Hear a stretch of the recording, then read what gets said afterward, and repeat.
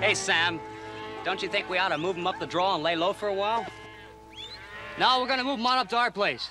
Or what if someone sees us? You let me worry about that. Where's Billy? He chickened out. Don't make jokes with me, sport. No, I'm serious. He cut out back there. Go look for yourself.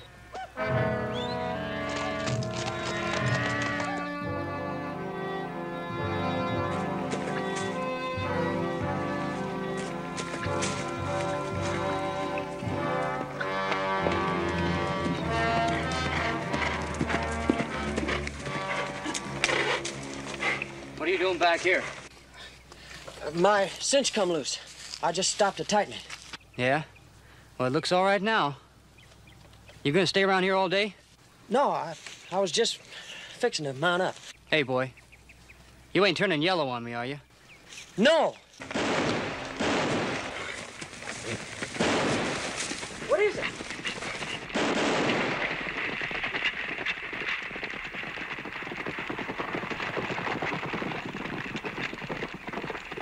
The Cartwrights. No, Sam, don't! Let go of that. Let go.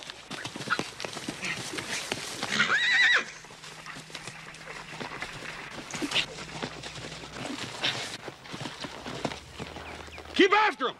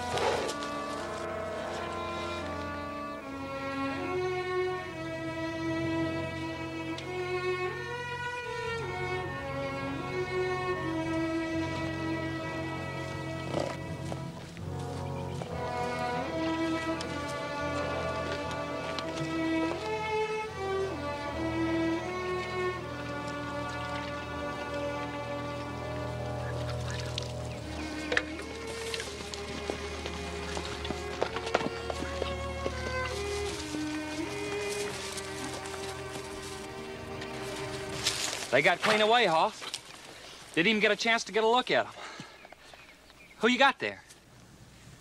Billy Penn. Hank Penn's boy? What's he doing here? I don't know. That's what I'm going to find out.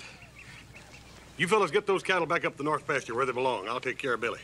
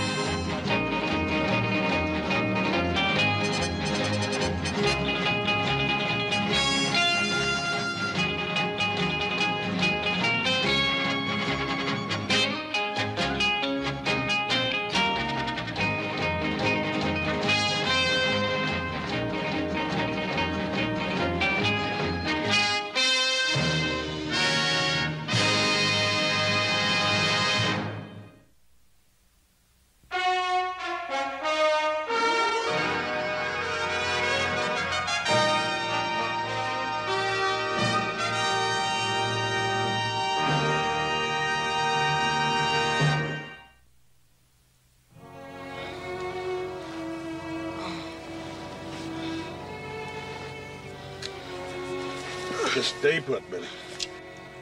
You got a nasty bump there. Mr. Cartwright, I didn't know what they was gonna do, honest. Who were they, Billy?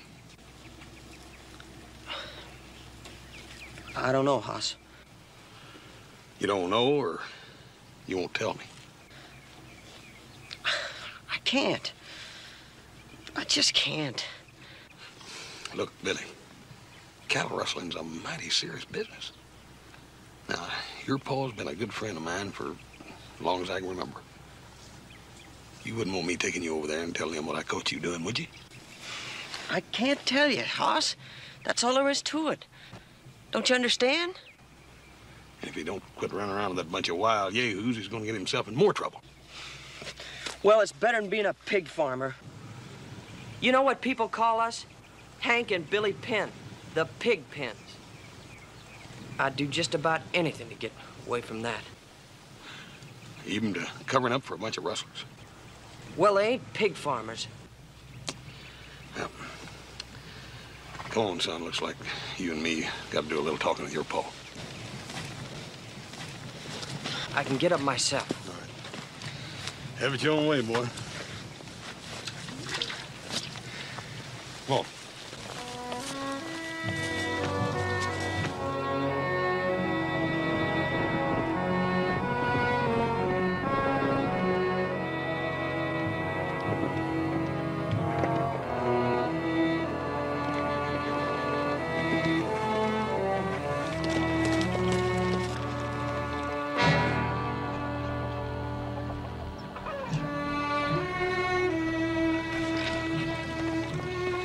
Sure ain't gonna make your pa very happy, Billy. A lot he cares. He don't even know I'm alive. All he cares about is pigs.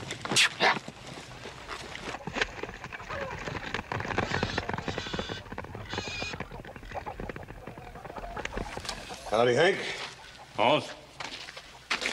Missed you last night, boy. Where you been? Out with some friends. All night? Why not? I ain't a kid anymore, Pa. We got company. You go on inside.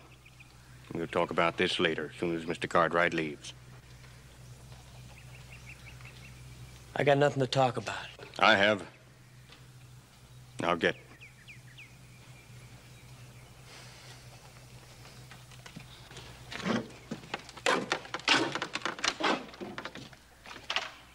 Hoss, I'm sorry. Oh, it ain't your fault, Hank. That's just it, Hoss. I think it is.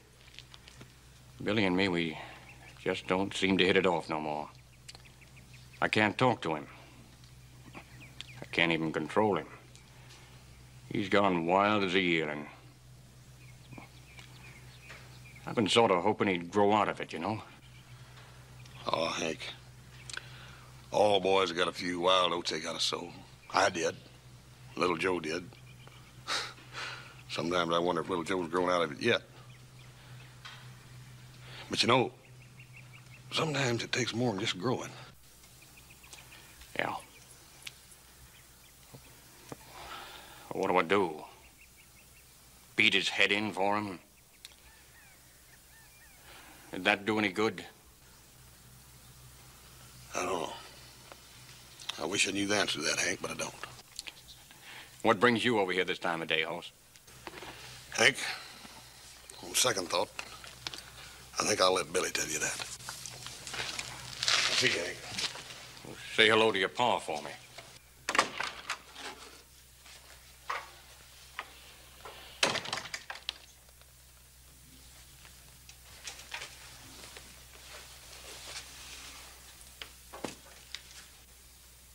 There's a piece of pie over there. Mrs. Randall brought by, if you're hungry. What, does she think we need charity?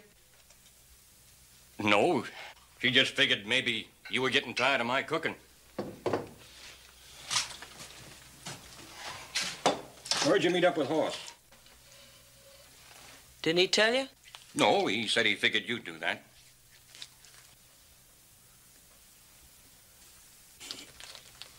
Did you go over there to ask him for a job? No.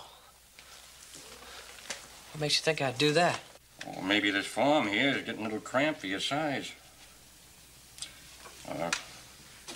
Maybe you figured that horses and cows are more important to deal with than pigs. Well, ain't they? Son, somebody's got to raise pigs. Well, they're clean, fine stock. And there's always a market for them. You're proud of it, aren't you? Well, why shouldn't I be? It's honest work. Don't you know what people call us? I've been called a lot of things in my lifetime. It don't matter what folks say. Well, it may not matter to you, but it does matter to me. Billy! You forgot your lunch. I ain't hungry no more.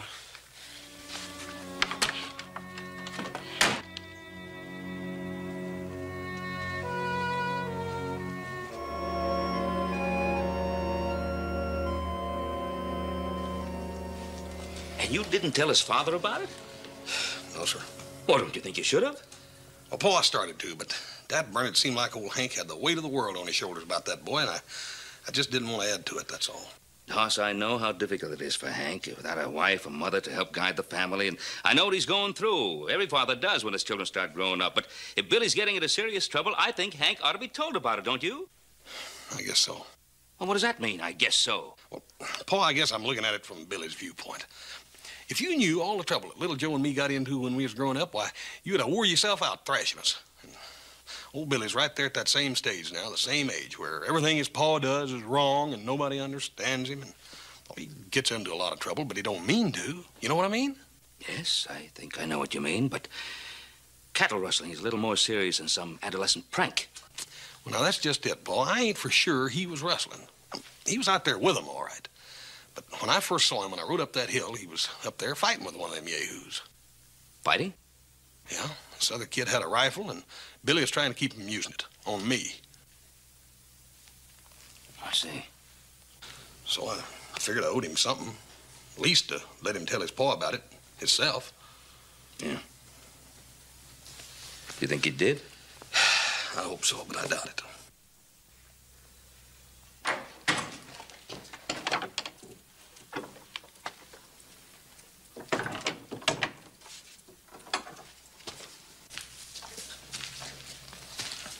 Howdy there, big boy. Doggone it. I'm sorry I've neglected you lately, but it don't seem like there's enough hours in the day.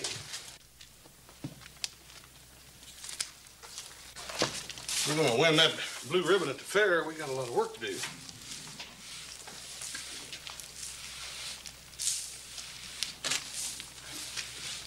Hello, Hoss. Howdy, Billy.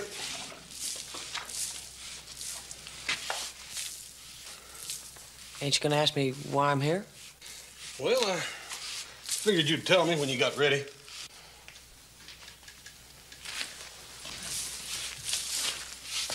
What you doing? Getting old Macho here ready for the fair in Virginia City at the end of the month. Boy, he sure is a good-looking bull. Yeah, he's sort of a special breed. He's a new strain around here. I sure would like to see him win himself a blue ribbon at that fair. Think he can? A lot of hard work. He's got a chance, yeah. Boy, I'd give anything to have a bull like that. Look at the way he holds his head. Yeah. Yeah, he knows he's a champion, don't he?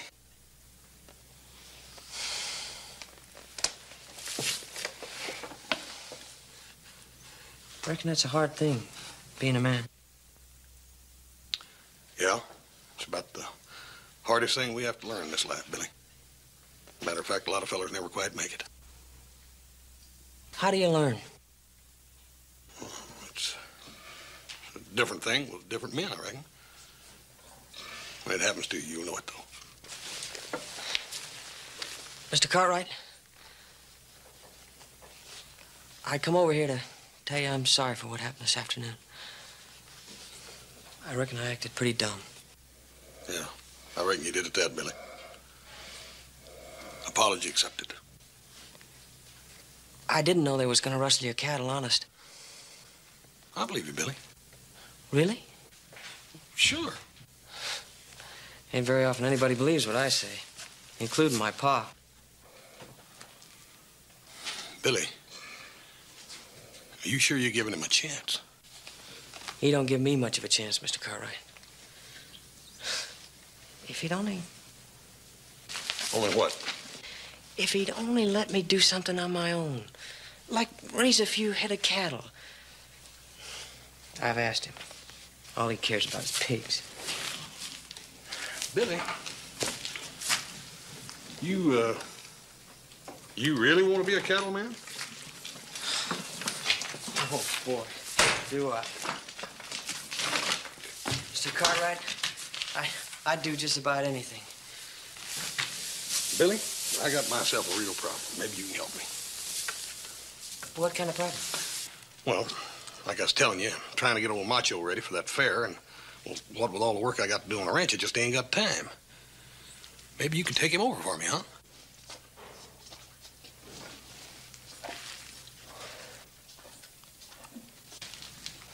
I know that's pretty unfair of me to ask, I reckon. I mean, it takes a lot of work to get a bull ready for a fair. And a lot of trimming, grooming, and brushing, and combing. Yeah, a fella has to have a real feeling for cattle to get one ready for a fair. Reckon who could help me? What's that old Kellerman kid's name? Alex, ain't it? Yeah, Alex Kellerman. I bet he'd help. He'd be a hand, too. The old kid had a calf in that last Virginia City fair, and as I recall, he did pretty doggone well. Yeah, he'd be good hand. Mr. Cartwright, if I did it, would we have to tell my pa? Billy, wouldn't you want to tell your pa? No, he wouldn't understand. Well, any way you want to work is fine with me. Then it's a deal. All right. He's yours.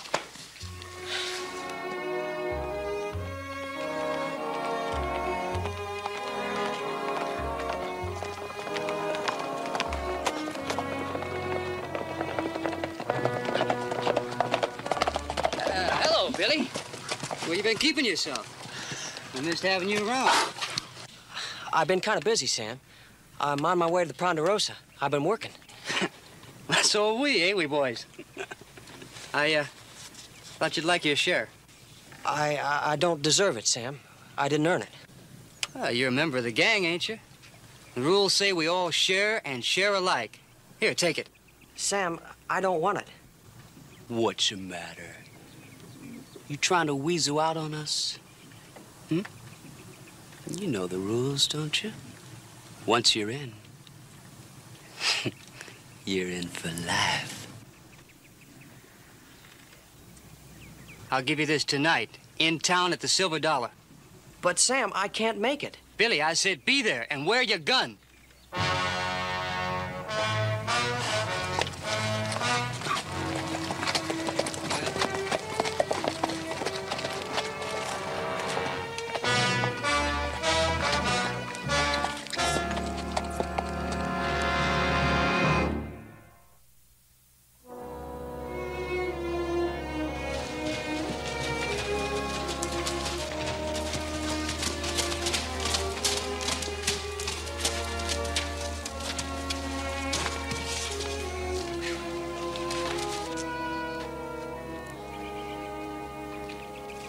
Hey, it's Hank Penn's boy. Hi, Billy. Hi, Shale. You see Mr. Cartwright? Hoss? We left him down in Sawhorse pasture about a half hour ago. He'll be here about dark or a little after. Oh. Can I help you? Oh, I'll wait. Well, I could use some horn wax and some soap. Some horn wax? Yeah. What are you gonna do, kid? Try to wax up some of them pigs of yours?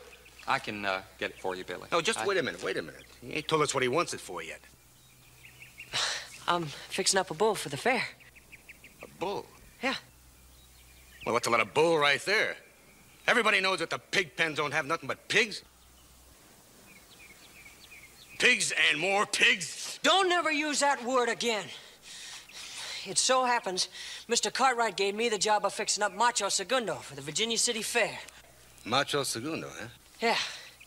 All right, kid, let me hear one now that I can believe. I'll leave the kid alone, Burkhart. Well, he shouldn't be coming around here telling us all them big lies. I ain't lying. Don't pay no attention to that flannel mouth, Billy. He's just trying to get your goat. He's trying to get his pig, you mean, don't you? Hold everything here.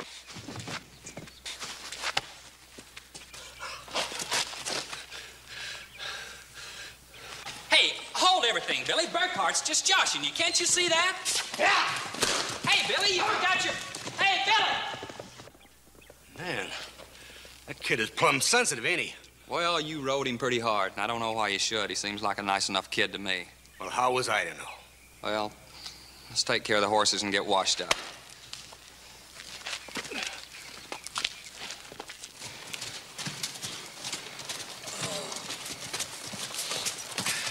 What a day, and we're gonna have a worse one tomorrow. We'll get the herd moved by noon. I don't even want to think about it. Boss, Yes, sir. get one of the hands to put up the horses, huh? All right. Hope old Hopsing's got plenty of food for supper. We're hungry and danger. Hey, what's the matter? I was just looking for Billy Penn's horse. He's supposed to be over here working on Macho. Well, maybe Billy's father's got to do some chores for him. You're monopolizing too much of that boy's time.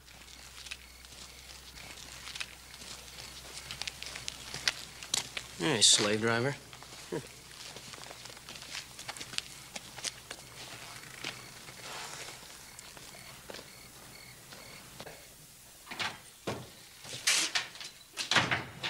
Howdy, man. What if I could get one of you fellers to put our horses up for night? Hey, Burkhardt, what happened to you? I guess I was talking when I should have been grinning, horse. He got the rawhiding old Hank Penn's boy, and the kid just about took off one of his ears for dinner. Oh, yeah? Billy's been here, huh? Yeah, about 2 hours ago. He came looking for you. Said he wanted to borrow some horn wax and soap. Said he was getting old Macho Segundo groomed up for the fair. I got to joshing the kid about them pigs of his, and that kid come at me like a wild-eyed scratching bobcat. Kid's got a plumb bad temper to be so young. Was he telling the truth, Hoss, about you letting him work on that high-priced bull of yours? Yeah, it's truth, all right. Look, fellers, if I was you, I wouldn't josh him about them pigs. You're telling me? He lit out of here like a devil was after him. I bet that kid's still running. Wanting soap and wax, huh? Yeah? See you fellas in the morning.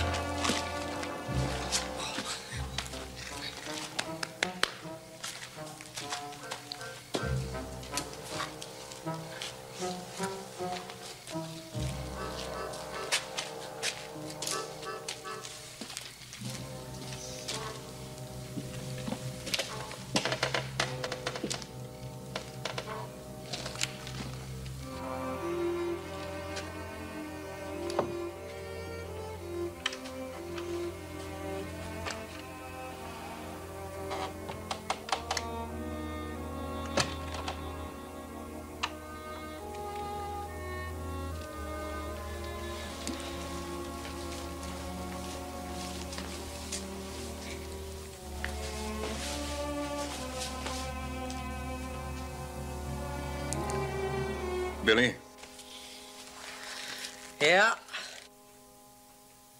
where you been, boy?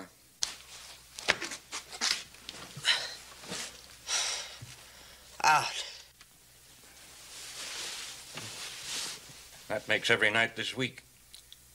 Don't you think I ought to get some kind of explanation? Why? I ain't one of your pigs. Boy, you been drinking? Yeah. So what? I've been patient with you.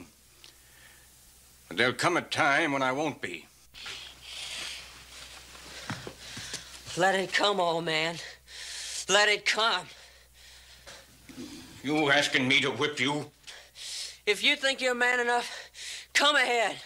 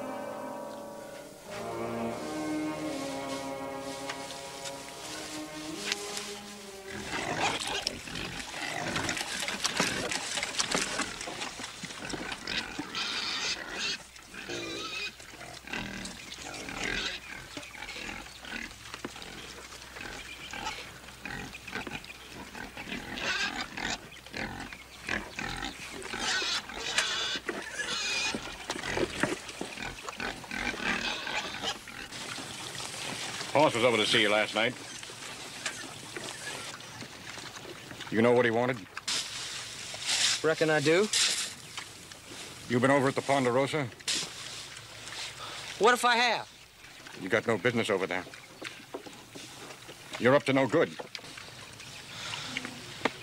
You would think that, wouldn't you? What should I think? You've been out every night till all hours. Where are you going? For a ride, do you mind?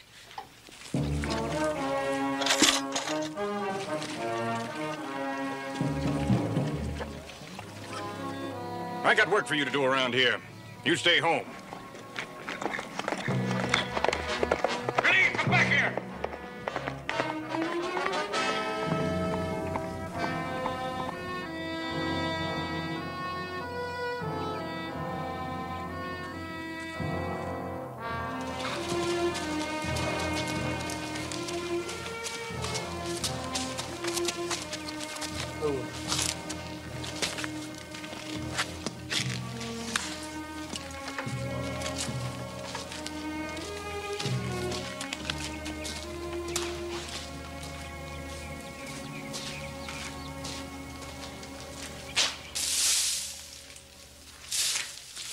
Hello, House. Hey, Billy, what happened to you last night? I missed you. I had something important to do. Billy, I'm sorry about what happened last night with the hands. They didn't mean no harm. They shouldn't have called me those names. Billy, one of the first lessons you got to learn growing up is to take a ribbon from older men. They didn't mean no harm. It's just their way of having a little fun, that's all. Well, I don't like to be made fun of. Look, son, you got to learn to laugh at yourself. If you can't, you might as well give up right now. But, Hoss... Now, there's a fine example. You just call me Hoss. How long do you think it took me to get used to being called that? Oh, Billy, life gets mighty tough at times, and if you don't learn to laugh at it, you'll never lick it. Now, we got a lot of work to do on old Macho. You want to get started? Sure, Hoss.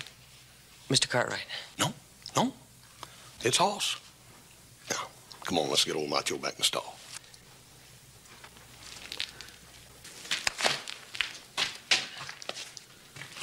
Come on, Macho.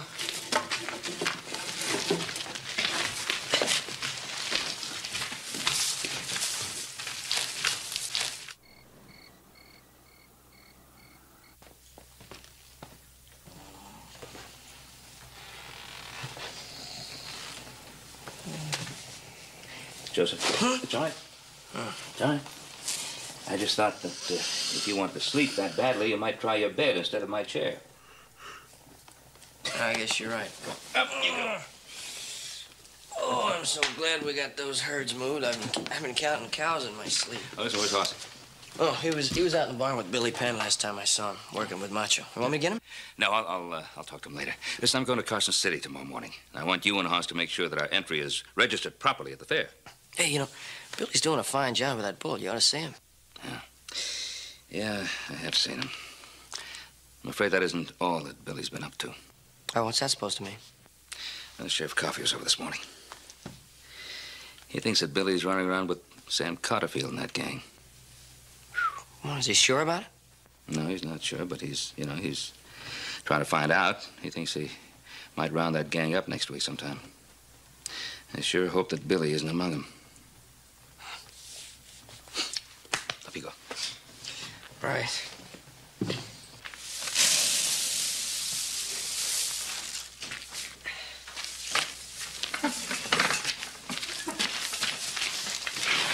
Here you go, Macho. Sure looks fine, Billy. Sleek as a teardrop. Think he's got a chance, Hoss? A chance? He's doggone right he's got a chance. Why, he'll knock those judges right out of the seat. Yes, sir. He sure looks fine. You done a mighty good job with him, Billy. Well, tomorrow's a big day, huh? Yep, I got our cart and everything all ready to go. Well, I mean, we'll cart him in. We don't want him walking. I don't want him losing none of that pretty fat. Well, reckon there's nothing more we can do tonight. Guess I best be getting on home. Night, Billy.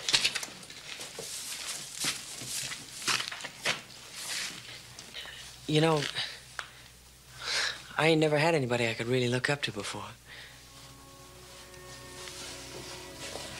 Guy needs somebody, you know? Billy. About your paw. Wanted to, Hoss. I really did. Oh, it was a time when I wanted to be just like him. Then I grew up and saw what he was.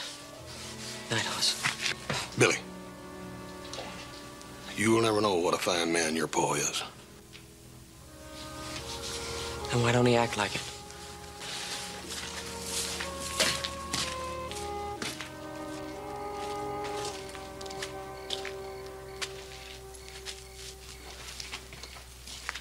What are you doing in that barn? Pa? Hank! What? Billy. You wouldn't let me explain, would you? You wouldn't give me a chance.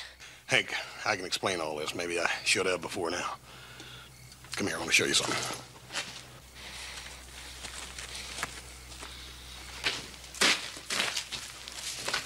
Ain't he something? And Billy did it all by himself, Hank.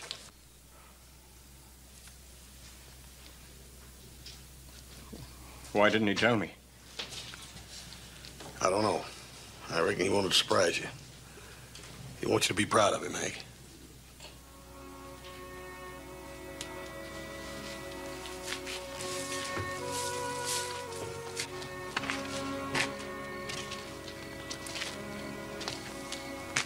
Son?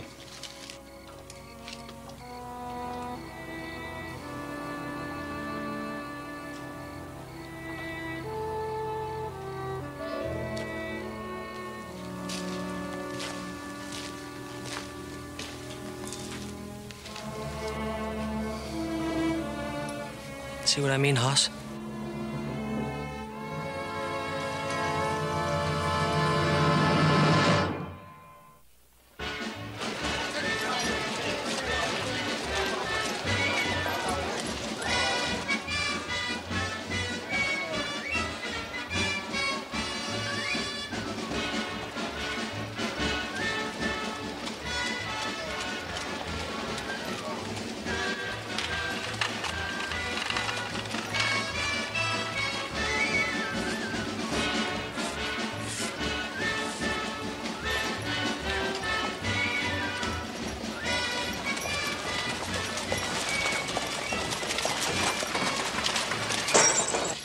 What now, cousin? Fun, cousin.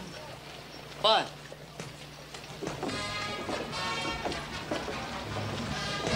And I think I see where some of that fun is gonna start. Come on.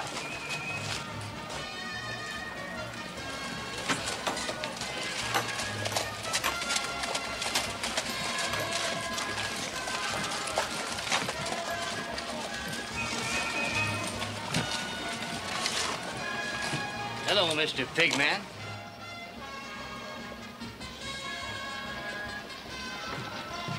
Hold up there, Pigman. What do you want? Just want to pass the time, indulge in a little friendly chit-chat with a real pigman.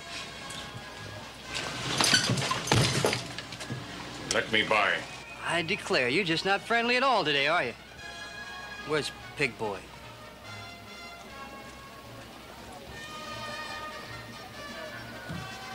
You been seeing my boy lately? That's right, Mr. Pigman. Billy running around with trash? You know all the answers today, don't you, Pigman? And I got some advice. Keep away from Billy. Move aside, boys. He's a tough old pig.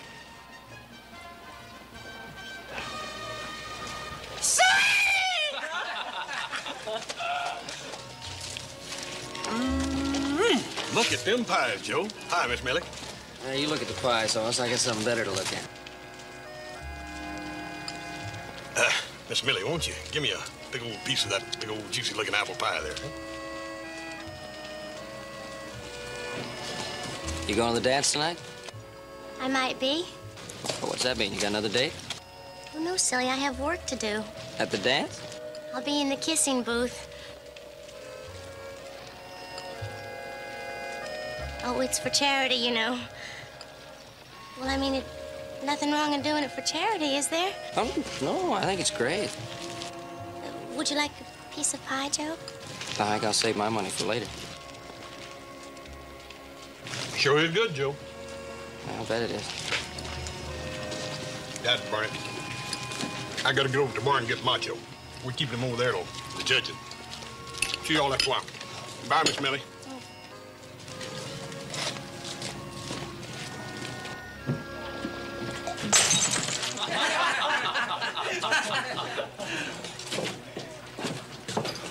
What time is it, cousin? A little after 1 o'clock.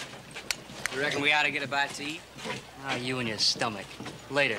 Anyway, you won't starve. I want to look up an old friend first. Who, Oink Oink? The pig boy? That's right. Billy Penn. Come on.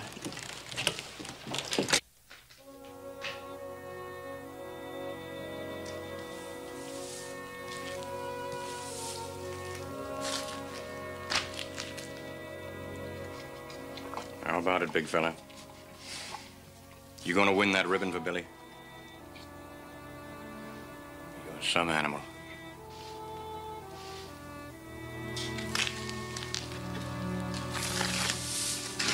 Now, easy now. Been a long time since I've been around bulls.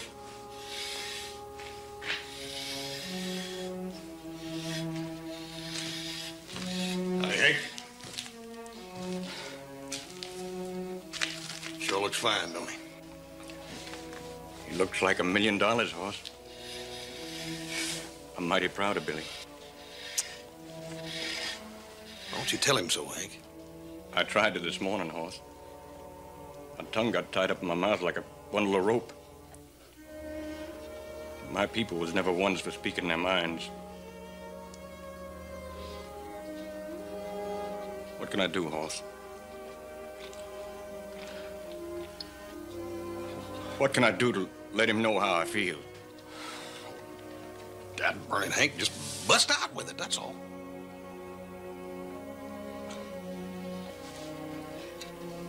Just can't teach an old dog new tricks.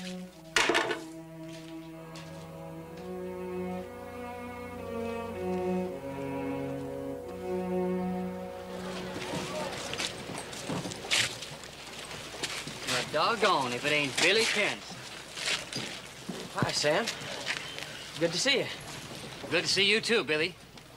Where's your black bandana? I left it home. You left it home. What's this, Billy? You joined up with us, didn't you? Sam, I've been thinking. Look, you let old Sam do the thinking. Now, if we let you out, that puts us all in a tight spot, see?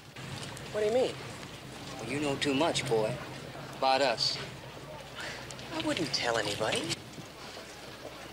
Well, now, how can we take that chance? How do we know? Sam Cotterfield, I told you to keep away from my boy. Now get. Do you detect a strong odor of, pig? I sure do, cousin. Phew! I smell pig. Who you gonna whip now, pig man? You hear me, pig man? You're nothing but a dirty, stinking pig pen.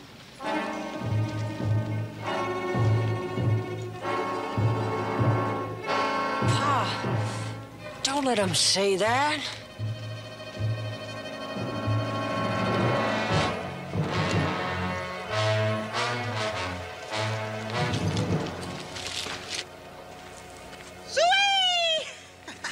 Run, pig man, run! Look at that stinking pig man run! Sam! Sam! Billy! Calm down, settle down. Leave me alone. Settle down, Billy. Pig boy, you remember what I told you, and you remember good. Sam, let me tell you something. About the healthiest move you can make, all of you. That is, unless you want to get those pretty faces bashed up. Just get out of here. I mean right now. Get. Come on, boys. Let's get out of this stinking place.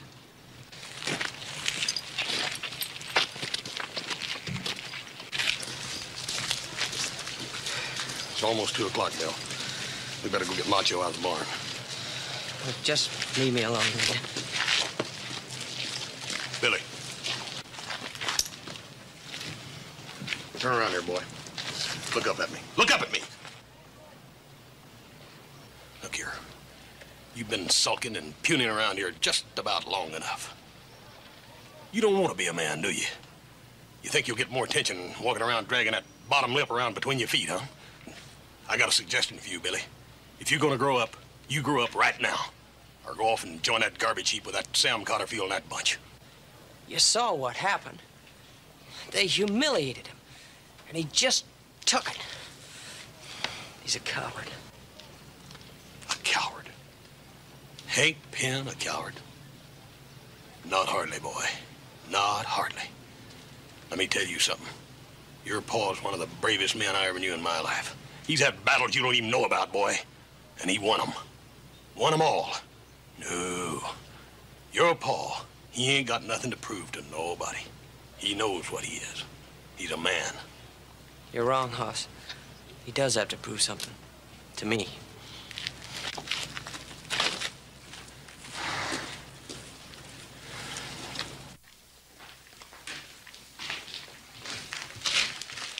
Hey, boys.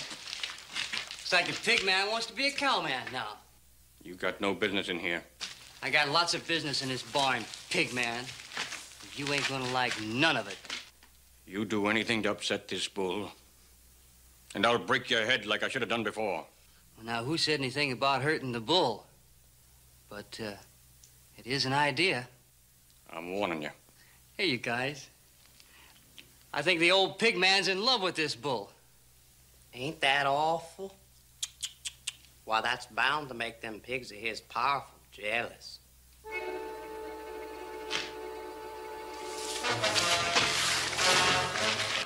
Keep your hands off that bull.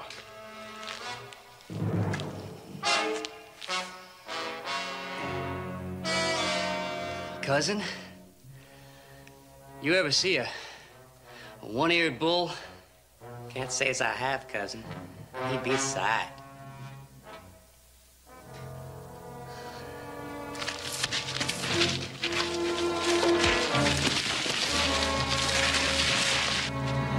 You hold him for me, sport.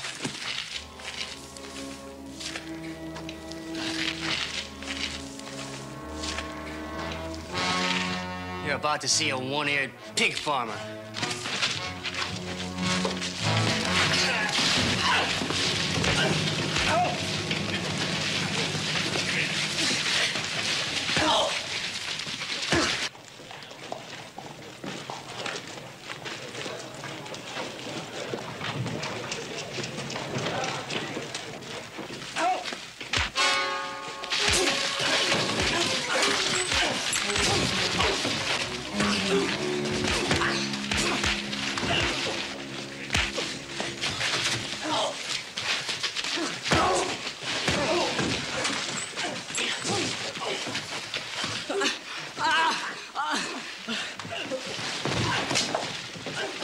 I just couldn't wait till the night to get that first kiss.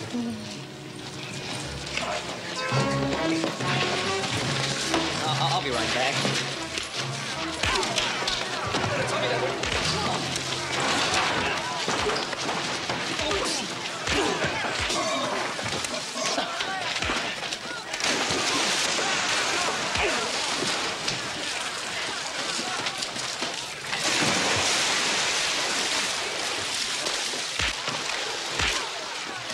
You stinking pig man!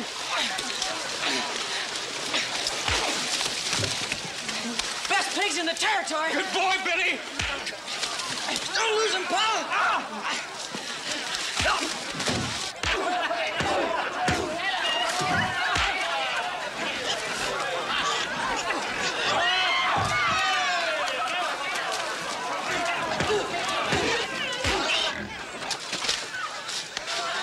Hey, still love me?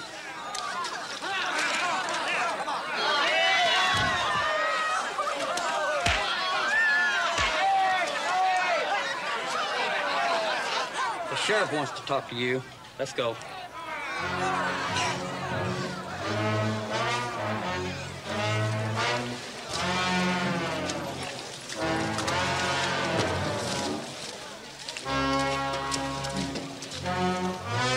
Hey, look at the hog wallers.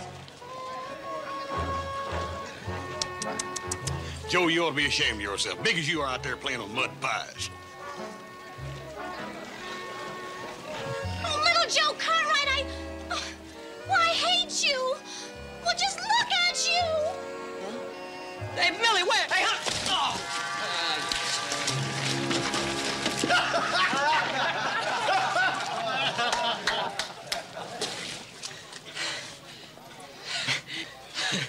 Well, looks like I got a man for a son. Thanks, Bill. Thank you, Pa. Looks like I've had a man for a pa all along. Just wasn't smart enough to know it. Hey, you two. We got a blue ribbon winner. Did you forget? Oh, we haven't forgot about it. Have we, son? No. No, sir. How could we forget about something as important as that?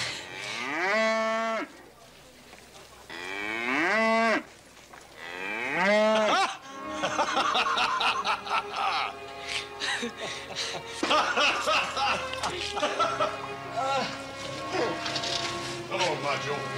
Come on, Macho.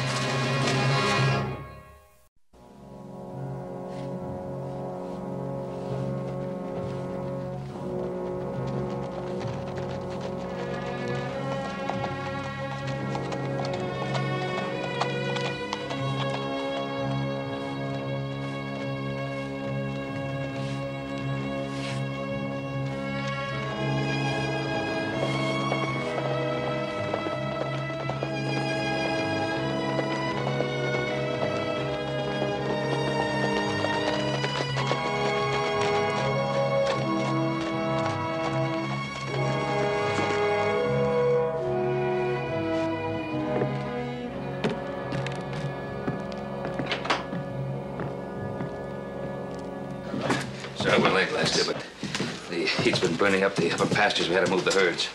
Major, how is he? As good as can be expected. Doc dug the bullet out of him. Old war horse wouldn't let us move him. Howdy, Ben. Oh, my goodness gracious. What are you trying to do with yourself? Well, I was standing just outside the door there when they come galloping up.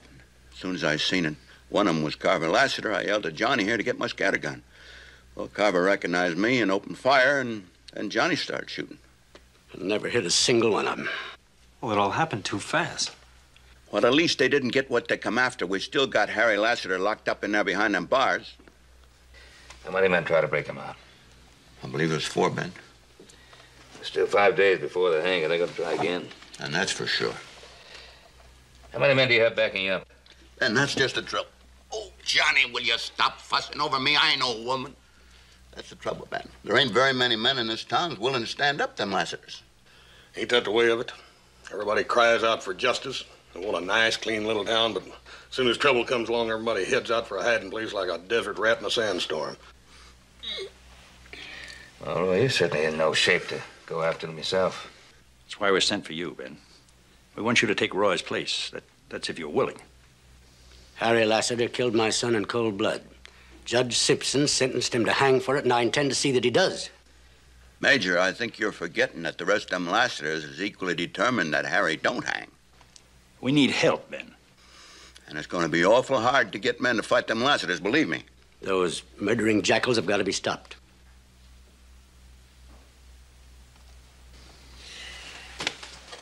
All right, Hoss.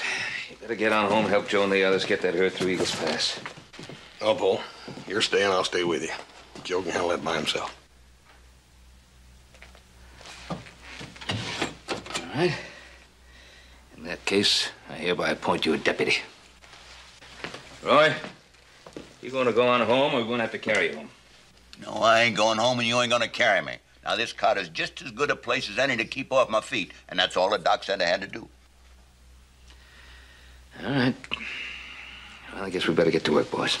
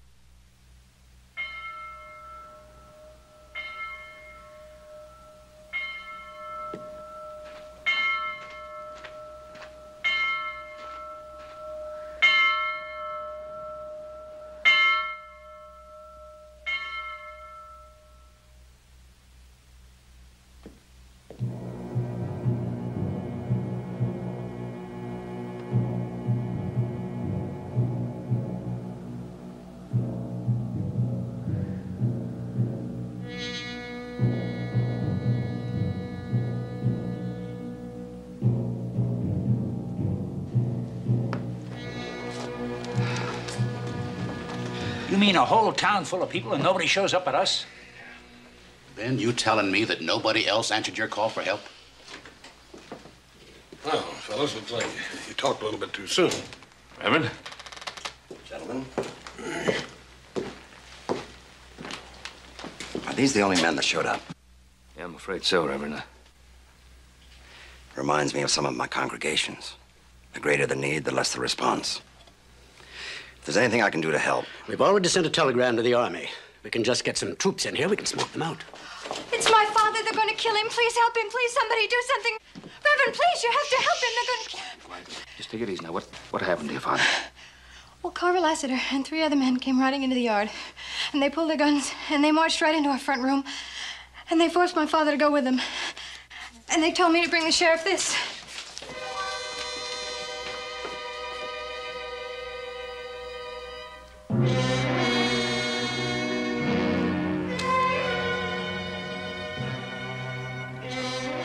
Judge Simpson is number 1. Every day at sundown, there'll be another. If Harry Lassiter hangs 5 days from now, they hang, all 5 of them. You better believe we mean it. You better believe it. There's going to be a shortage of a lot of important people in this town.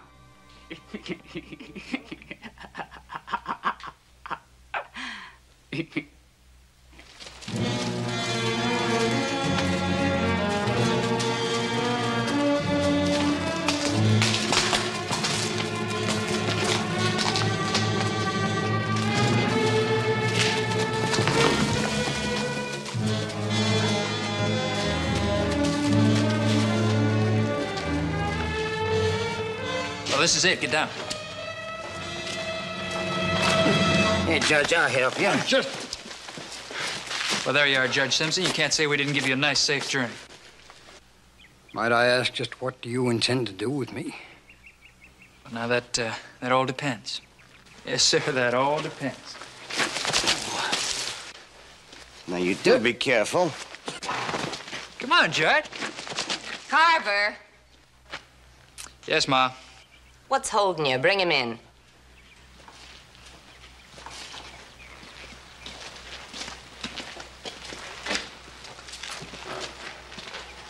Oh, Mrs. Lassiter, Judge Simpson.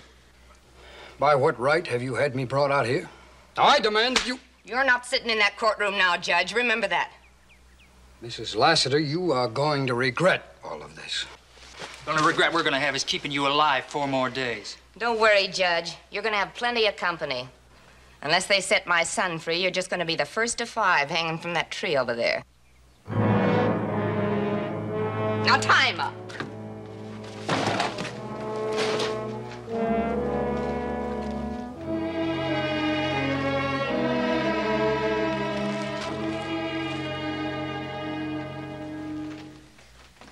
you seriously believe that Mrs. Lassiter intends to go through with her threats? I sure do, Reverend. I sure do. Elizabeth Lassiter became a very bitter woman when her husband died. But 5, Ben. 5 lives for one. I know. The answer to your wire just came, Ben. Oh, thank you.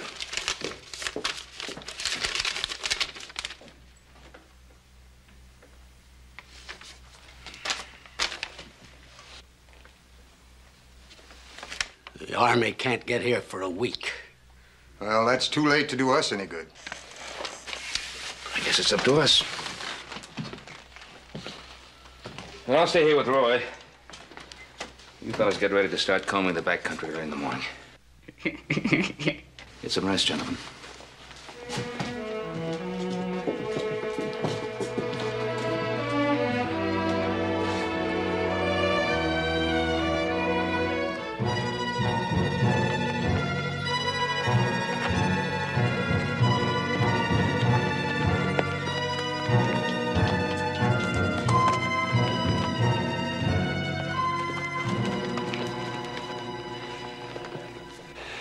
See anything? We deployed for several miles along the river, but if anybody had ridden that way, they certainly knew how to cover their tracks. Yeah, we didn't see nothing either. Like trying to find a needle in a haystack. Mr. Dietz, you got any more ideas that the Army taught you as a scout? Yep. Let's call it quits for today and get on home. It's almost sundown. That was the threat. Somebody else each sundown. We better get home and protect our families. Let's go, men.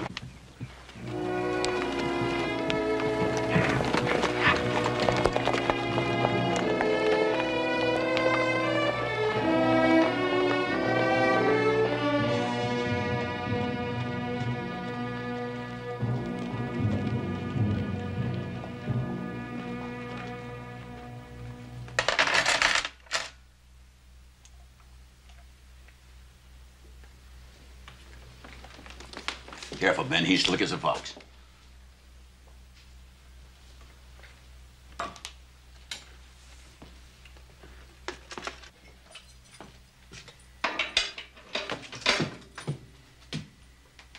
Don't try anything.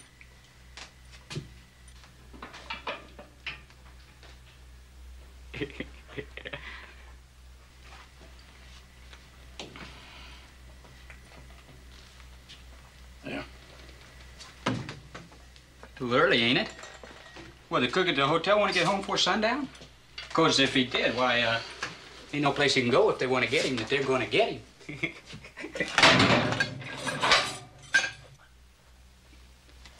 Oh, that's good. That is very, very good. You seem to be enjoying this. Wouldn't you? I'll tell you something, Cartwright. You and me, we just naturally think different. I mean, you and that family of yours, you got everything. Me, Ma, and Carver, we ain't got nothing. I mean, it just figures that we gonna hate you, and you gonna hate us. I don't hate you, Harry. But I sure do feel sorry for you. Well, thanks, but I can do without it. It's a long, lonely walk to the gallows. Oh, you out of your mind. You know I ain't gonna take that walk.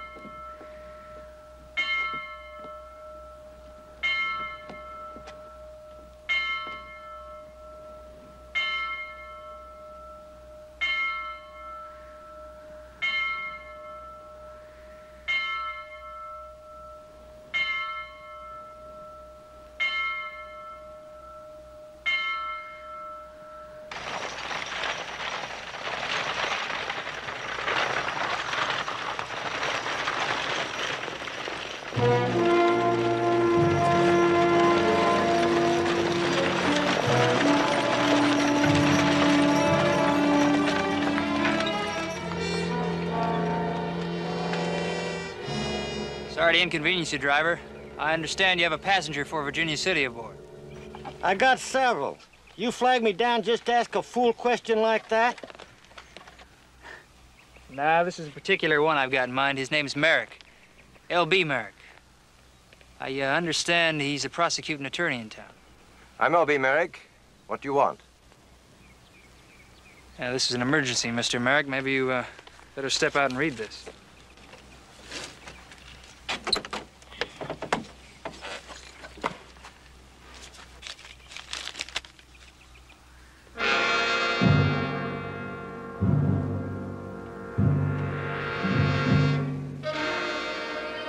As you can see, it's very serious, Mr. Merrick.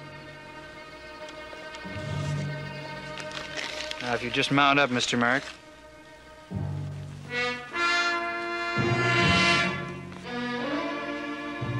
Yes, sir. Of course.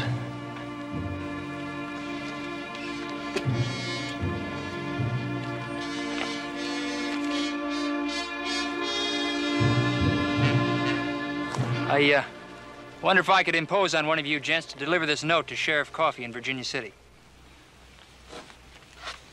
Indeed, I'd be happy to, sir. I'd appreciate it. It's rather important. Hit up!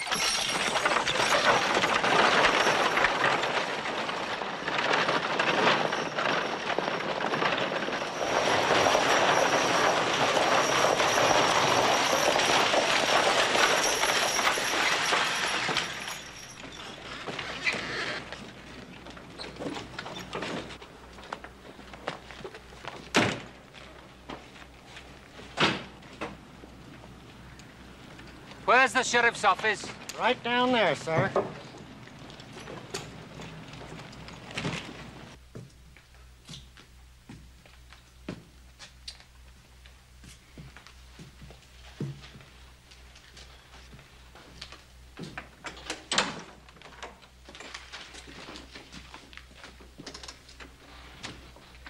Sheriff Coffey? Oh no, Sheriff Coffey's just recovering from a wound. I'm taking his place temporarily. Name's Cartwright. Hugh Gwilned. I'm the hangman.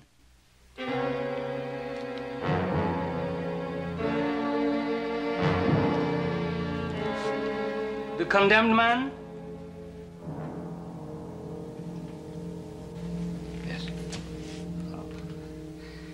Been years since I was called to Virginia City. I'll be building the gallows across the street, and I'll be posting a notice on your wall outside, with your permission. Certainly. Oh, I almost forgot. I was asked to deliver this note to the sheriff.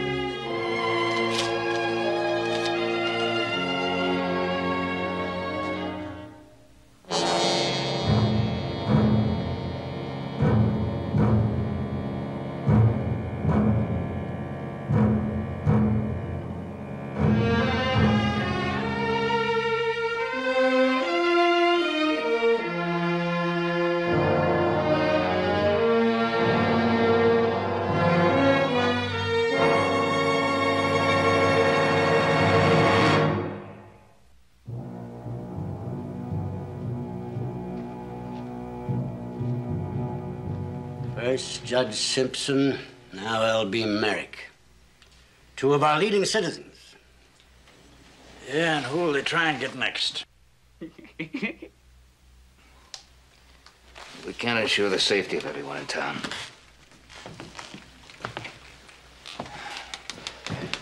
Not with just the 8 of us.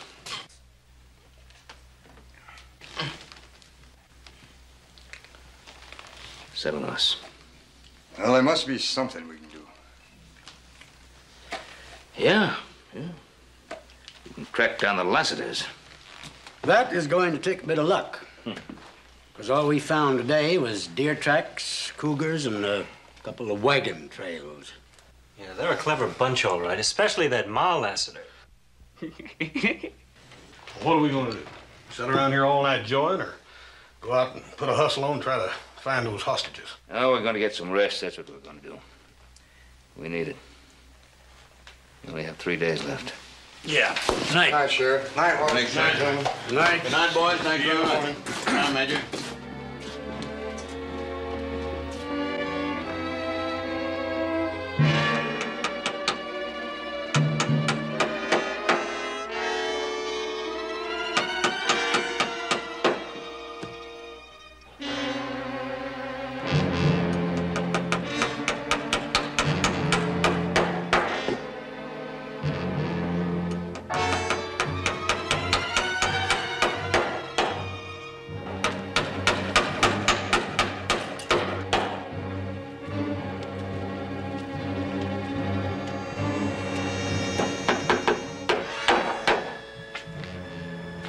Governor, didn't you get any helpers? It seems they think $1 a day is not worth antagonizing the Lassiters. Well, you going to be finished in time? Oh, that I will. You can depend on it. I've never missed an engagement for a hanging yet, and I've officiated at quite a few these past 15 years.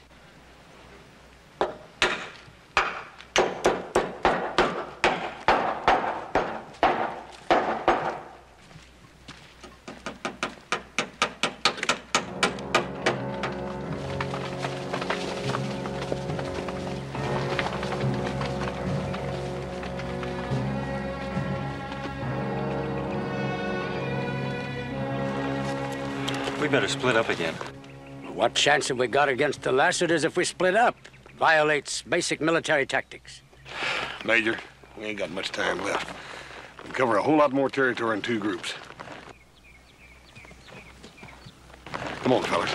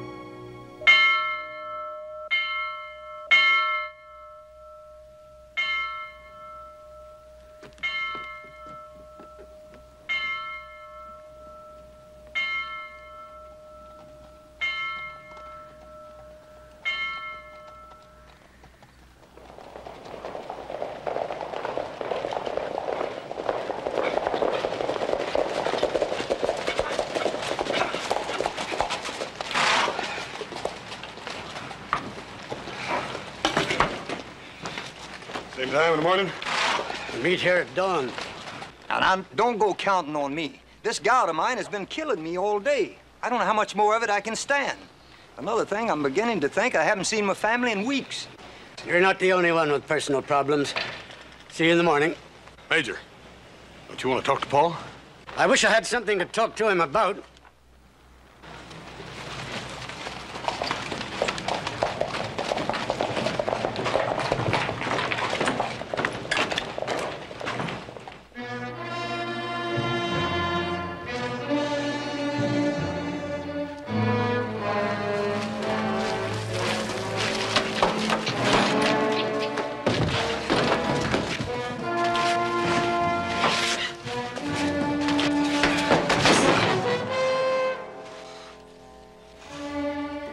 Here you are, friend.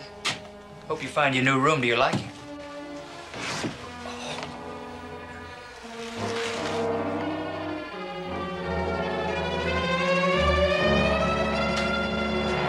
You remember me, little Joe? What's happened to you? Why are you doing all this? Why, I'm gonna kill you, little Joe. And them too, unless that sheriff gets some sense and lets my boy go.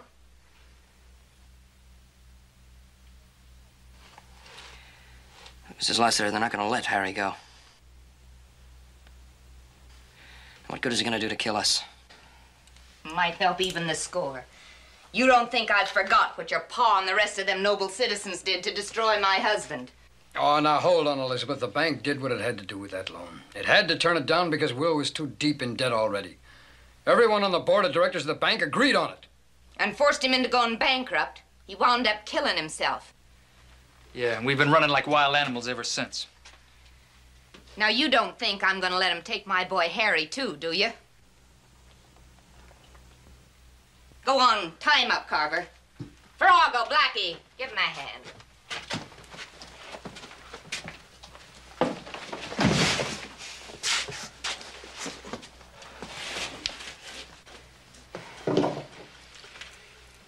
You bluffing, ain't you, Elizabeth? I meant every word I said. Well, whatever you say will be done. You asked me to ride my horse off a cliff, I'd do it. You know that. But this doesn't make any sense at all. Kurt, when you were working for Will and me, were you in the habit of telling us what we did didn't make sense? Because if you did, I don't recall it. No, I kept my mouth shut. Even if I disagreed, which I admit wasn't too often. But Will, most of the time, knew what he was doing, and you did too. But that boy in there is right. Killing them isn't gonna solve anything. Elizabeth, listen to me. Robbing banks is one thing. Holding up stages, raiding towns, all that was for a purpose. To be able to buy the land that Will promised you and the boys. And sometimes we had to kill to accomplish it. But this, I'm begging you, Elizabeth, don't ask me to. Not in cold blood.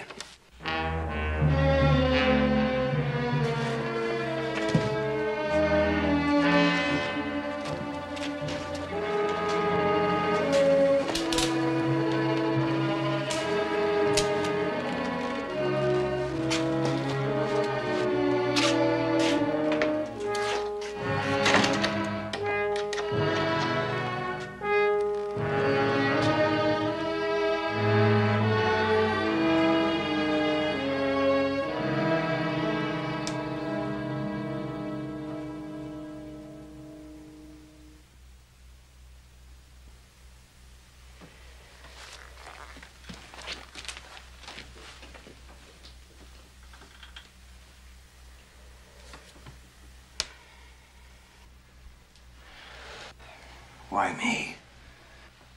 Why have I got to die because of a feud that started years before I ever came to Virginia City? Relax, nobody's dead yet, Mr. Merrick. No, but I will be. If they don't do what she asks.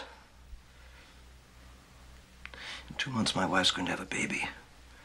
Is hanging Harry Lassiter worth my child growing up without a father? You talked a different tune when you demanded the death penalty for Harry Lassiter at that trial. Are you trying to say that verdict should be reversed just because your life is in danger now?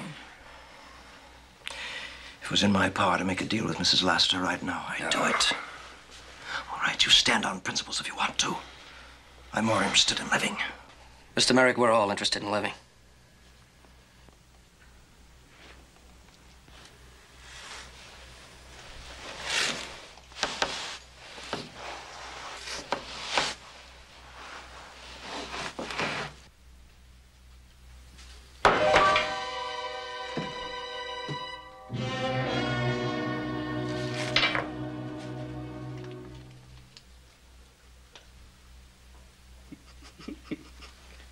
Hey, Cartwright, come here. This you gotta hear. It's gonna kill you.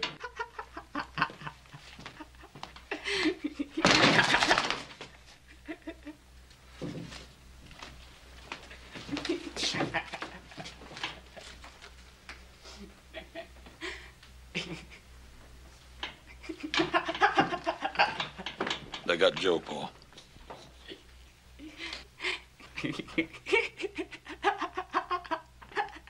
Oh, that stinking little animal in there ain't worth it. All right, Hoss. What would you suggest I do? We let him go. We can always put a posse on his trail after we get little Joe back safe and sound.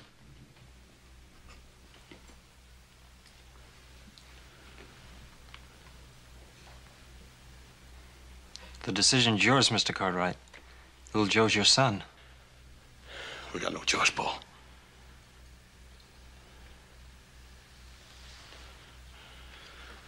Roy. Now, Hoss, you look here. Harry Lassiter in there has been tried, convicted, and sentenced to be hung. And it is my sworn duty to see that that sentence is carried out. Now, if you or anybody else lets him go, I've got to arrest him for obstructing justice and helping a prisoner to escape.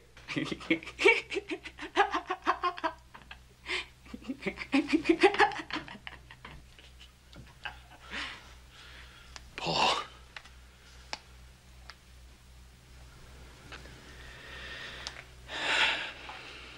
What?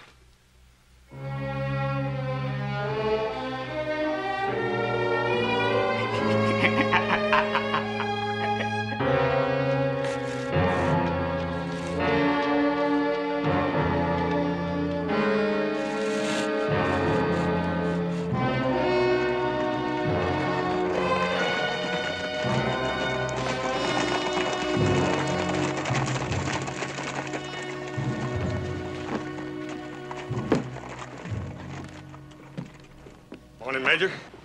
Sorry to hear about little Joe. How's Ben taking it? Well, he figures we'll go ahead with the hanging. I reckon Mr. Williams decided not to go with us today, huh? Gentlemen, we're wasting time. We got exactly 2 days to prevent a mass slaughter.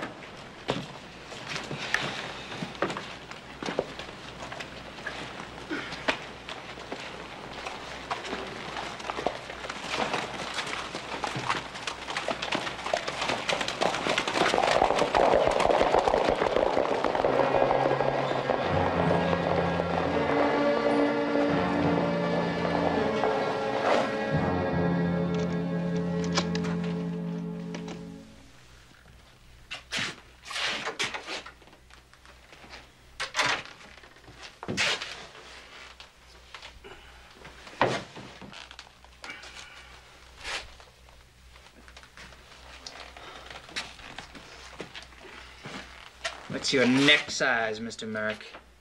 What do you mean? Well, your time's running out, boy. You ever seen a man hang before? It ain't very pretty. Your face turns blue.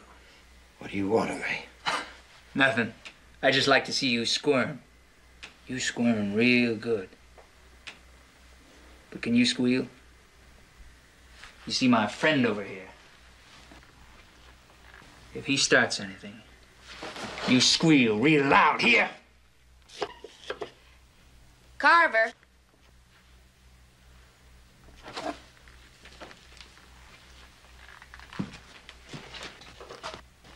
What's the matter, Ma? What you been up to in there? Just arranging for a little extra insurance. Well, you better get them horses saddled. It's almost sundown. Come on, Kurt, we got work to do. Carver. Be careful. Yeah, sure, Ma, I'll watch it. You and Harry, all I got.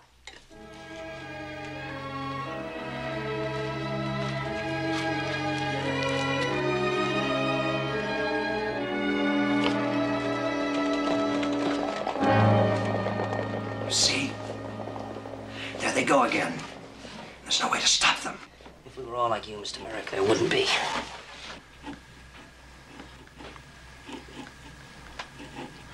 I wonder who'll be next.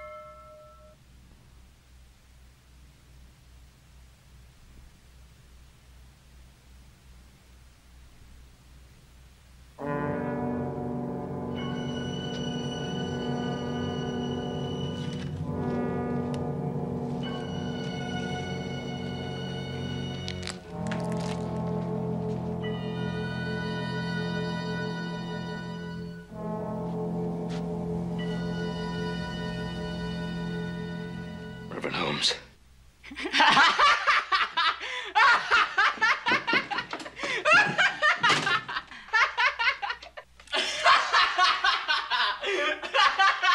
Shut up!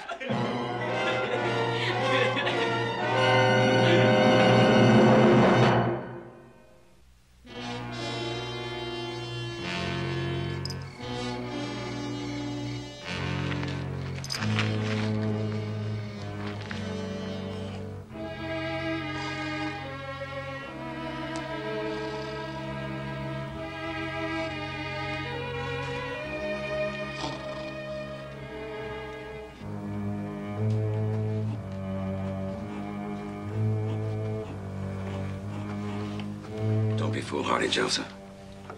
I can't believe Mrs. Lassiter will go through with her threats.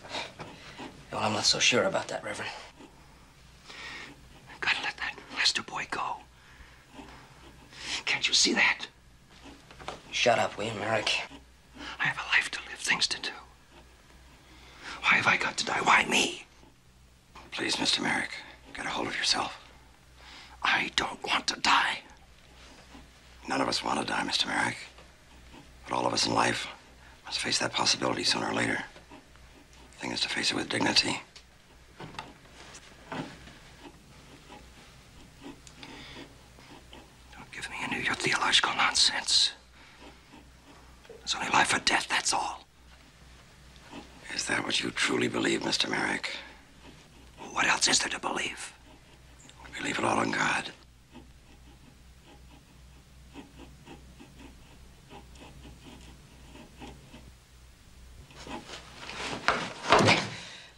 What are you doing? You're going to escape, aren't you? Aren't you? Mrs. Lassiter!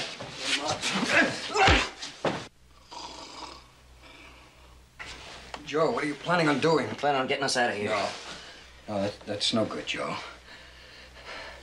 Unfortunately, the Reverend Holmes and I aren't cut out for this sort of thing. He's right, Joe. We just get in your way and slow you down. Look, I can't just leave you here. I don't see that you have much choice, Joe.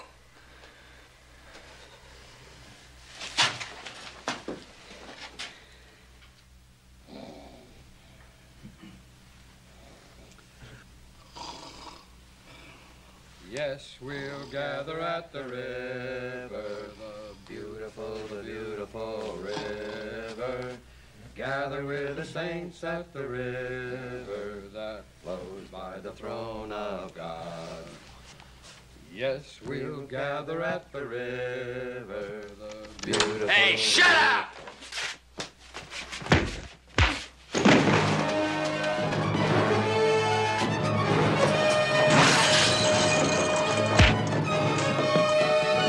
Carver! Hey, one of them got away. Carver! Are you all right? What happened? He got away, but he's on foot. Well, he can't go far. It'll be light in half an hour. Hunt him down. I want him dead or alive. Hunt him down!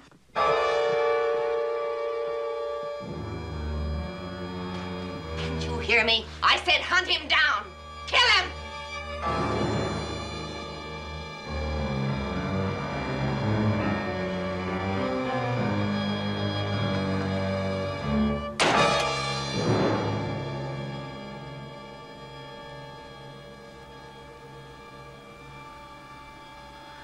Major should have been here long ago. Yeah. They all should have been here long ago. Well, we'll give them 5 more minutes. What do you suppose happened to him? Same thing has happened in this whole town. Look at that street. This hour of the day, ought to be people out there on it.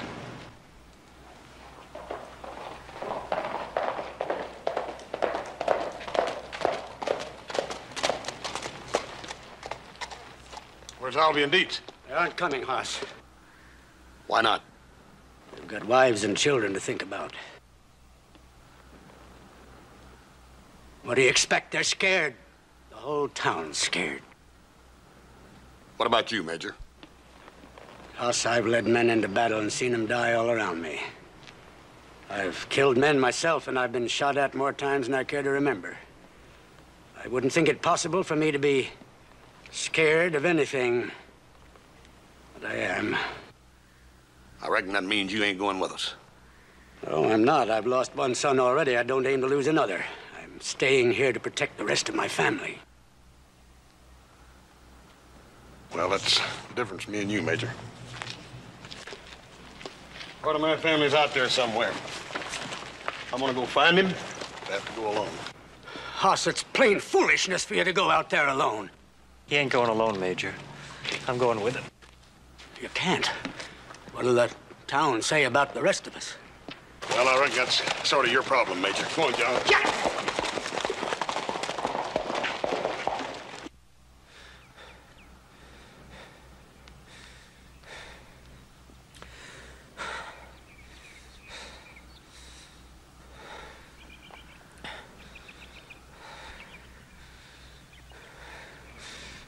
Blackie, look up in that scrub brush. I'll go around. Cartwright, you're a dead man. There he goes. Still running. Over to your left, I hear him. I see him. Virago! Are you up there? Yeah. Stay with him. I'll take this side. There he goes. Blackie, over your way. Cartwright.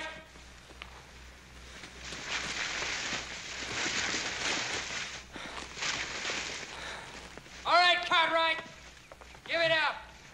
You can come out breathing or bleeding. Make your choice.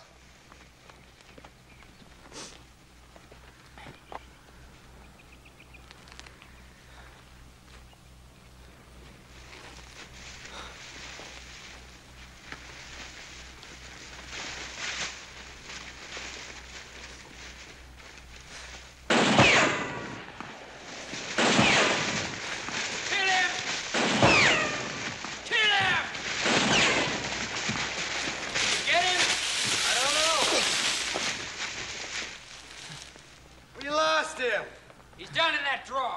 Come on.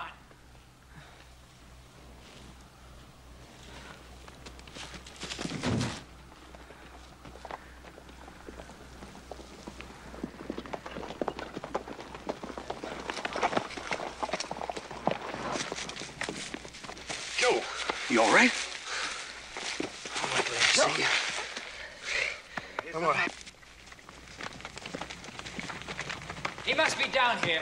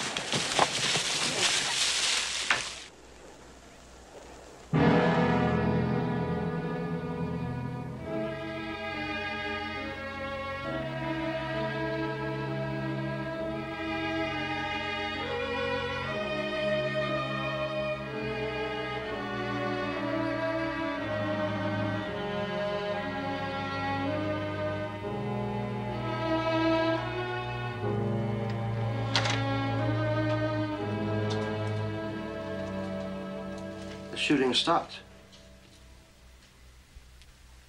Mrs. Lassiter, just what do you intend to do now? Unless they free Harry, you and everybody responsible for him being in jail will die. And what will that accomplish? Will it bring back your son? They've been my whole life, my boys. Everything I've done since Will died has been for them. All I wanted was to give them the home and the land they should have had. Is that so wrong? Ask yourself, Mrs. Lassiter. Does any purpose justify the methods you've used? The men you've killed? I'd kill the devil himself to save my boy's life. It's all I have. It's all I live for. If they hang Harry, there isn't anything that can keep me from killing you. You're wrong, Elizabeth. There's been enough killing. Stay out of this, Kurt. Stay out of it, Elizabeth? I've stayed out of it too long. It's gone too far. Carver's dead.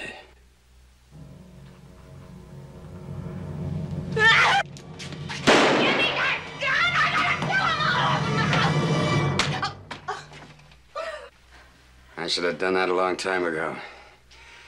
Maybe then we both would have had a chance.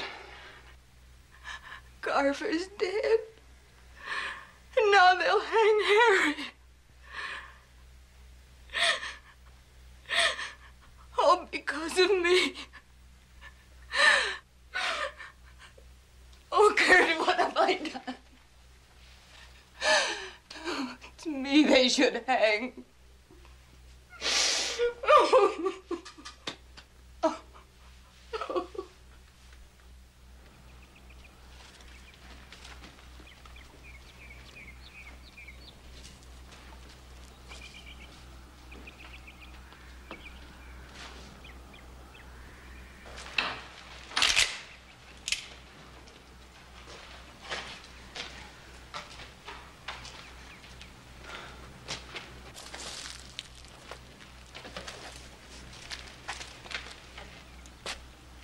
Where's Mrs. Lassiter? She's inside, little Joe. Carver's dead. She knows.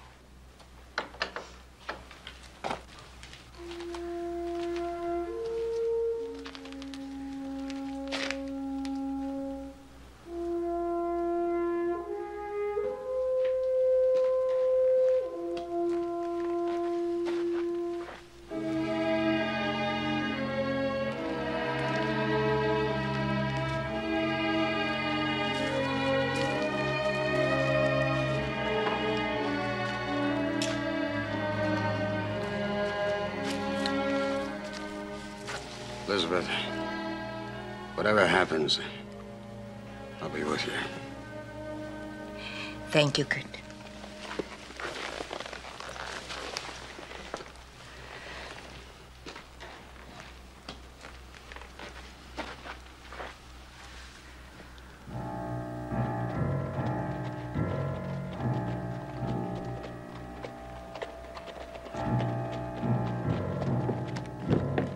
Ben!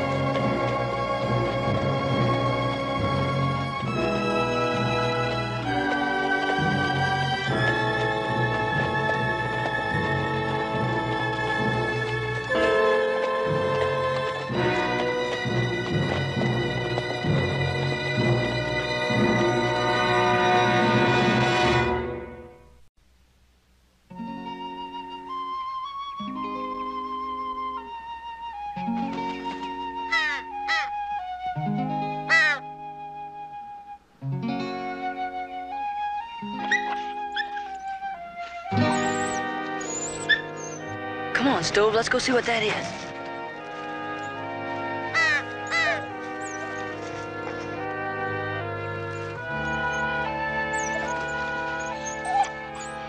Hold on, little fox. Skeeter will get you out of that trap.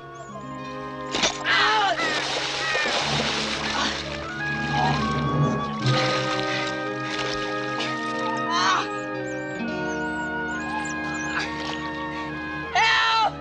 Help! Help! Somebody! Help! Is there anybody around here?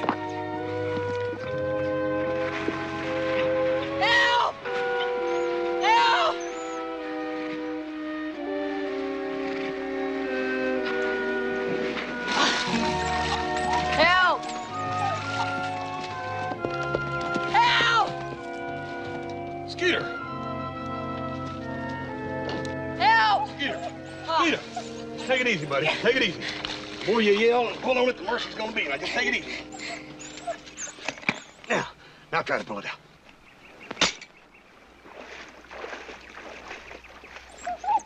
Oh, no, no, no. Help him first, Hoss. Get you to the house, pal. Help him first. Sit down, I'll be right with you.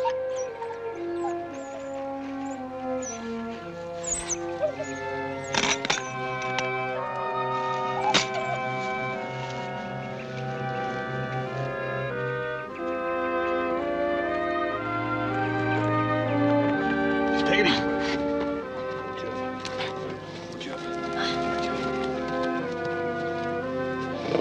Can you hobble over here? You're gonna have to swing up, Skeeter. All right, ready? Hang on, buddy.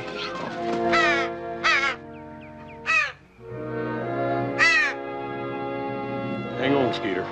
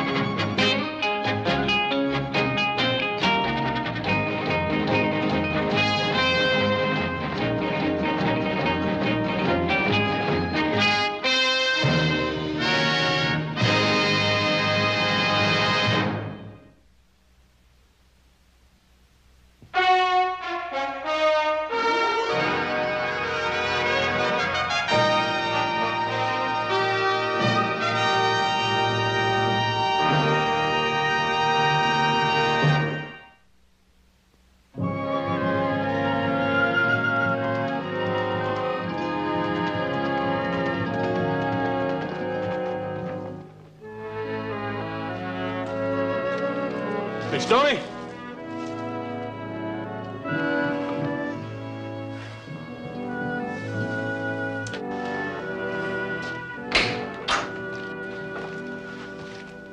Stoney, wake up.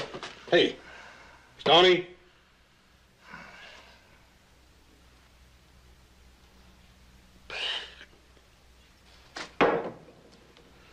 Stoney, hey, wake up.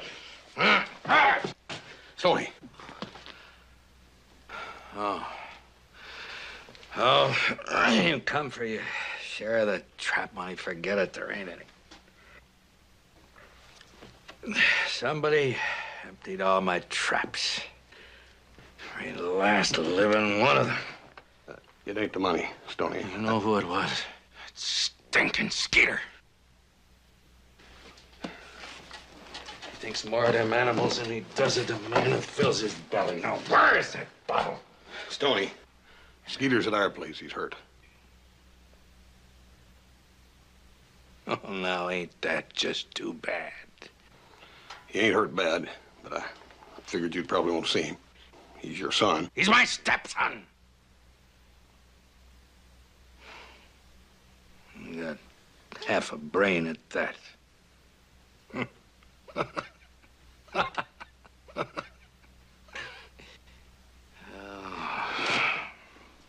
All right, all right. I'll go see the little...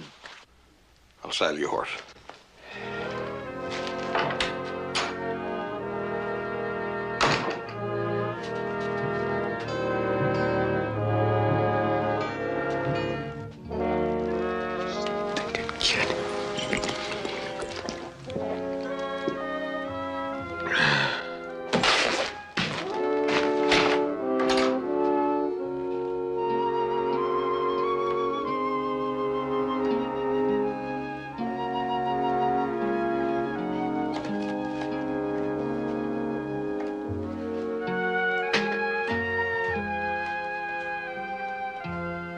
Big Bird eat more than you. What's the matter? You don't like Hop Sing's cooking? Just ain't hungry, that's all. Mr. Hoss come back with your father pretty soon.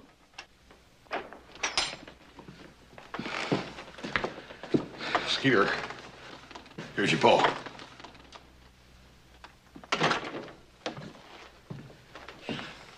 You want to eat this, Mr. Hoss? Oh, I reckon I can manage that, Hopsing. Hey, why don't you get another plate and some coffee here for Stoney, huh? Yes, sir. Right away.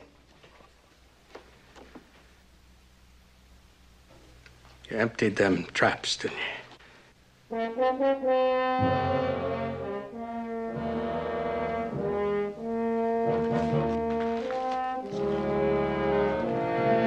Boy, you're gonna answer me.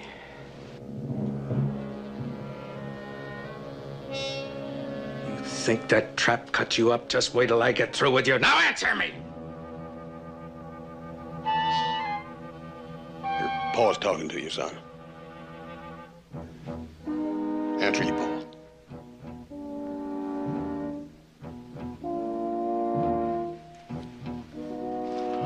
Beat some brains into you, you... No, Stoney.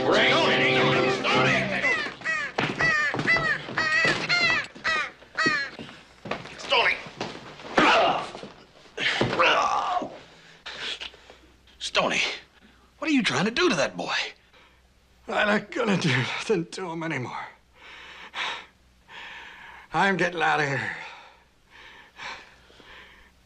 You hear that, boy? You can go back to that pig of a woman who burned you. You ain't got a brain, she got no heart. You ought to make a good match.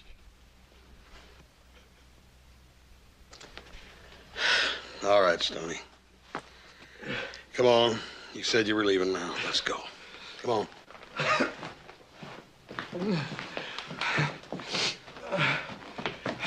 Osmond, wait a minute.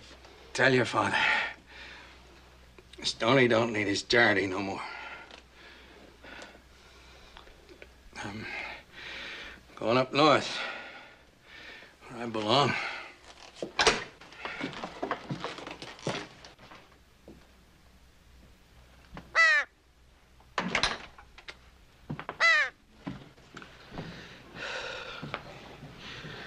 You all right, Skeeter? His name's Stove. Stove and me are going to the barn.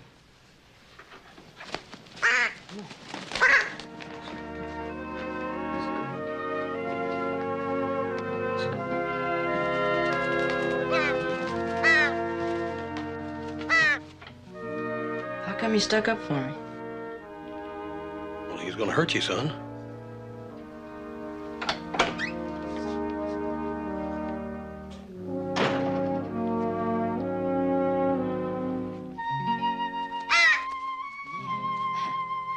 You never did like him either, did you, Stove? Huh? Yeah, I can tell when you like somebody. Yeah. You like me, don't you? Huh?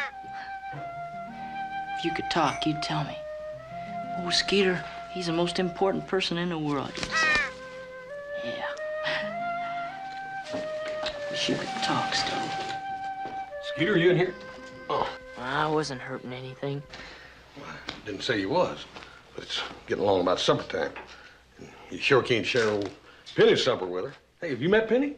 No. Come here a minute. Skeeter, meet Ponderosa Penny. She's gonna have herself a baby in about 2 weeks. Broodmare, huh? Yeah, one of the best. Some of the best blood in the world. Little Joe, as a matter of fact, won a first prize championship with her last year and would have again this year, but she up and hurt that knee.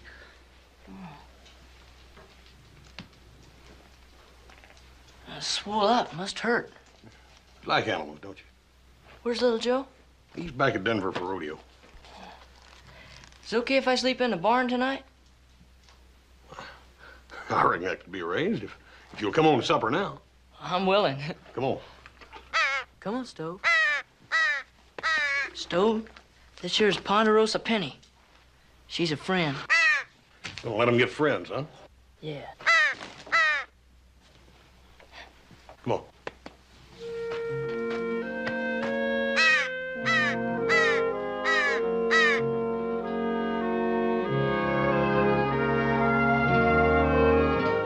Where's Mr. Hoss? Everybody all time late. Oh, he and Skeeter will be in for breakfast in a little while. Thank you, Elsie. Oh. Where's Skeeter? Well, he's gone. That's what I come to tell you. Just like that. Abracadabra, he's gone. He's a funny fellow, that kid. Never answers questions. He seems like he talks more sense to animals than he does humans. Well, it's not surprising considering everything. You better have yourself some breakfast. Hopsing's been yelling. I'll eat later, Paul. I think I better find this kid. I'll see.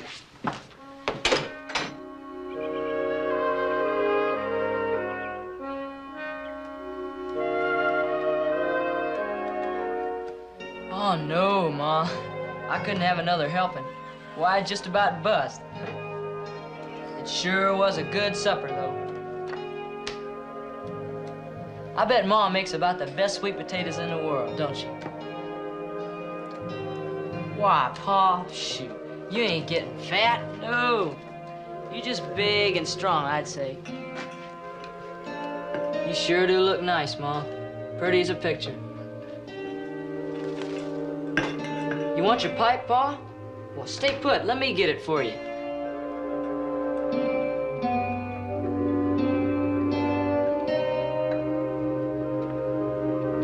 I should be getting you your pipe all the time now. Pay you back for all them peppermint sticks you bought me. Here, let me light it for you. Oh, shoot. I'm old enough to handle matches now, I guess. You taught me all about that.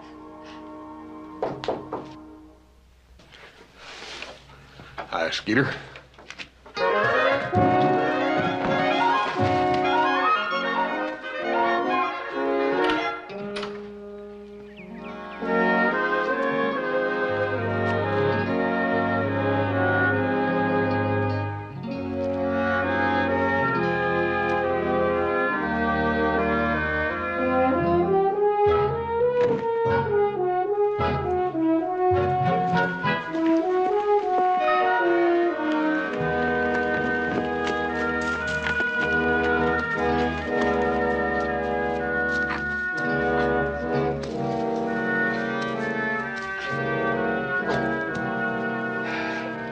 It ain't no use, Skeeter.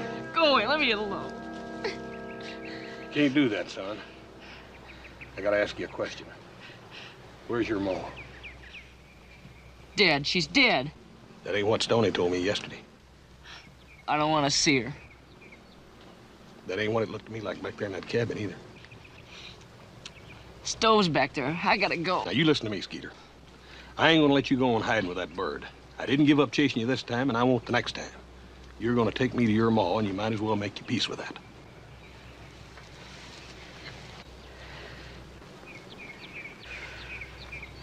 You'll see then. You'll see.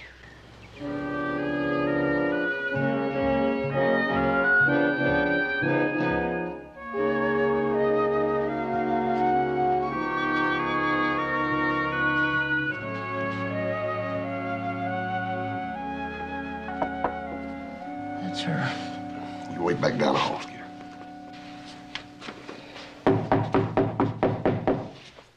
Miss Dexter? Miss Dexter?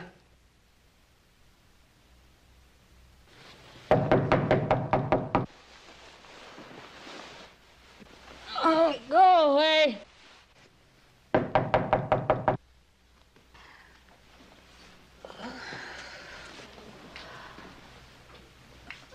Miss Dexter?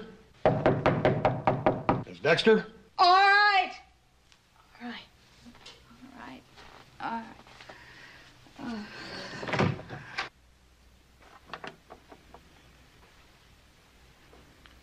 Hoss Cartwright.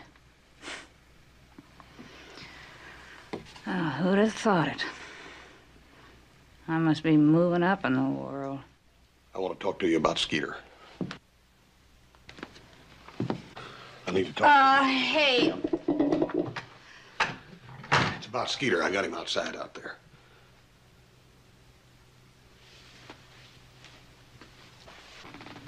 It's none of my concern. Stoney looks after him. That's just it, Miss Dexter. Mrs.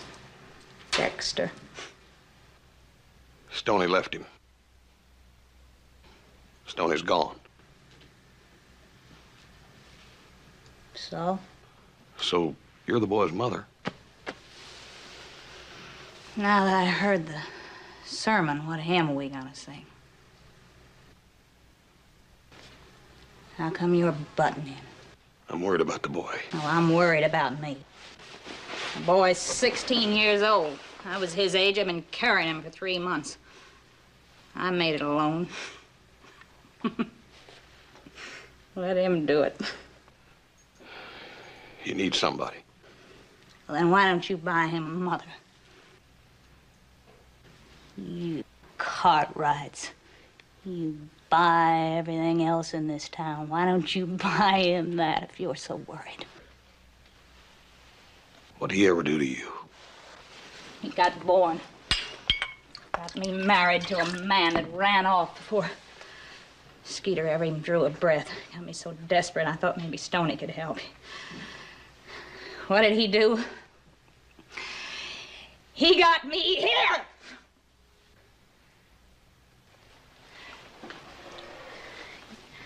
You better make tracks before I start ruining your lily white reputation around this town.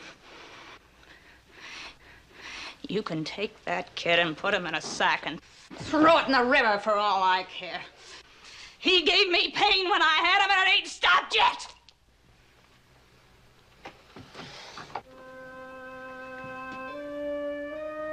I told you, Hoss.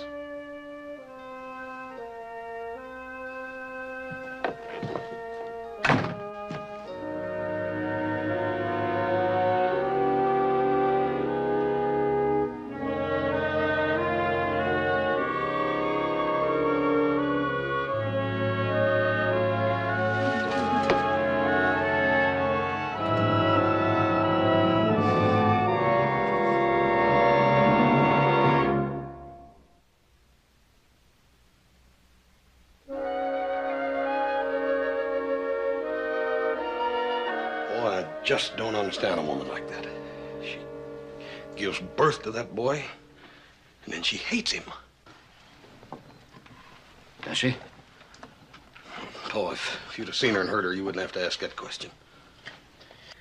She's a woman, Hoss. No, she ain't. She's something else. Maybe there's a time when she was a woman, but not anymore. She's filled with nothing but hatred and meanness. Oh, I can't believe that. Hoss, a woman may say that she hates her child. She may even tell the child she hates it. But I don't think she can ever forget that she was once part of a miracle. And she was once as close to God as anybody can ever get. I don't think Skeeter's mother can forget that, although she may want to. Why would she want to? Well, when she was just a young girl, I guess she was no more than about 16, she met this fella. He wasn't much good, but they got married, and Skeeter was born, and then the fella disappeared, lit out. And every time she looks at Skeeter, she sees the boy's father. She hates him. Hates Skeeter.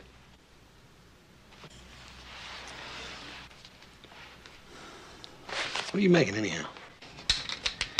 Oh, I'm just making a perch. Skeeter's crow.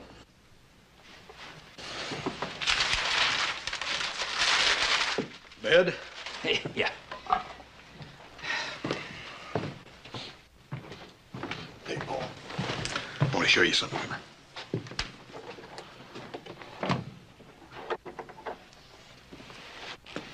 What's the matter, the bed too soft? That's right.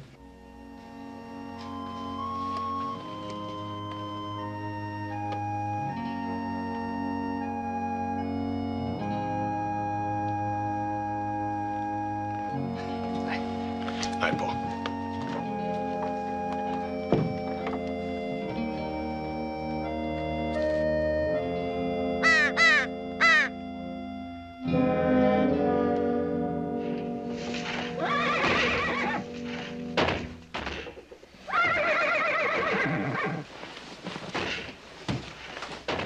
Hoss! Hoss! I'm coming, Pa, I'm coming! Well, hurry!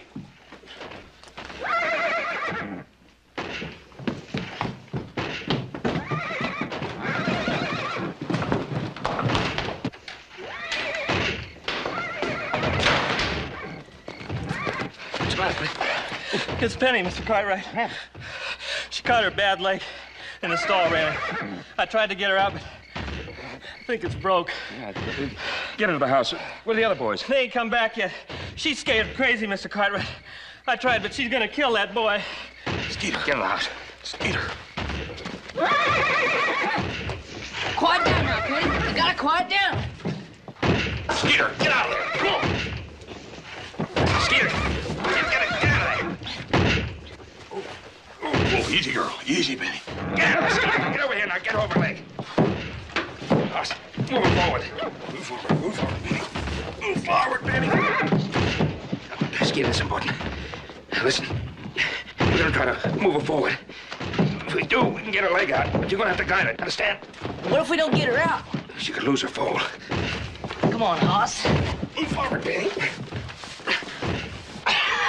Penny, you no good for nothing, fathead. Get off of me. You're doing it, Hoss. Take it slow now.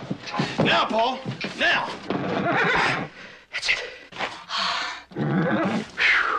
God burn you, Penny. You may be a female, but you ain't no lady, that's for dang sure.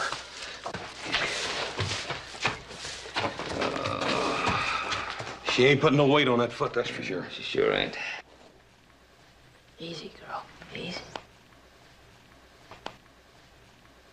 It ain't broken, but there's a lot of stuff tore up inside, though. Oh, so you think we can fix her up with some hot water and Epsom salts? Maybe. All this excitement, Paul, I'm sure afraid she's gonna slip that coat. Sure as a whirl. Yeah. Well, see if you can bed her down. I'll get one of the boys to get Doc Woods. You don't need a doc. I can take care of her. Skeeter, she needs a doc. Bring that pail inside. I'll get Hop Sing to boil up some water. Hey, Hoss. Will you fetch the water so I can stay with her? I think she's gonna need somebody. Don't hurt so much when somebody's with you, you know. You sure you want to do that, Skeeter? It's 3 hours to sunup. I'm sure. Besides, Penny wants me to stay, don't you, girl? Yeah, I reckon she does that. Easy, girl. Back up now. Back up. Come on, now. Easy. Easy does it. Easy. Easy on that foot. Easy. There you go. Don't worry, that leg will get better. Mine is too. Easy, girl. Yeah. Easy. Don't you worry, old girl. My leg's getting better, and so will yours. I'm gonna help you. Yeah.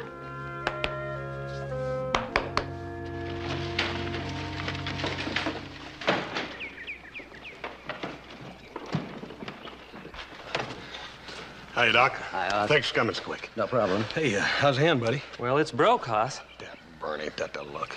Hop Sing's got some hot coffee in there. Go and get some. Hey, Thank you fix that? I didn't know you was a people doctor, too. No, Doc Harris did it. Mayor in the barn?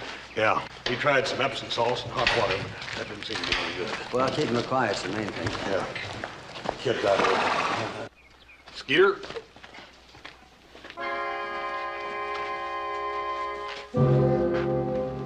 Well, where is she? I don't know. But I'm gonna skin that Skeeter alive. What are you talking about? Skeeter! Skeeter, Dexter! Skeeter. Is that Joy's son? Yeah.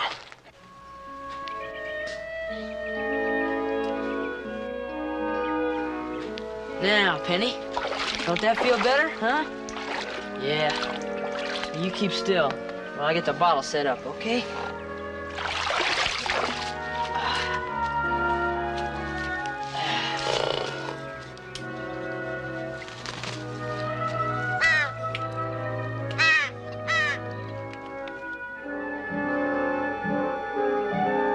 Hey, Stowe, ain't that beautiful? Old Penny won't have that mushmelon leg when I get done with her. I guess I better go to Taryn.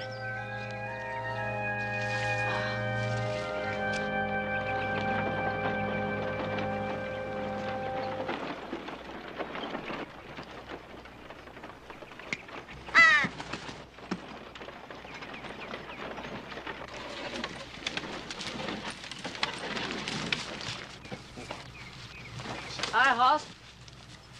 What are you doing, Skeeter? I'm fixing Penny's leg. Skeeter, this is Doc Woods. Howdy. Nice to meet you. You the vet, ain't you? Yep.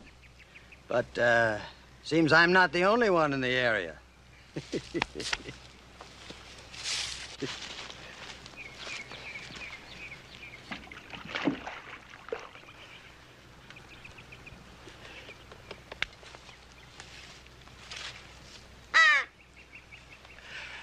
Well, you're doing a fine job, Skeeter.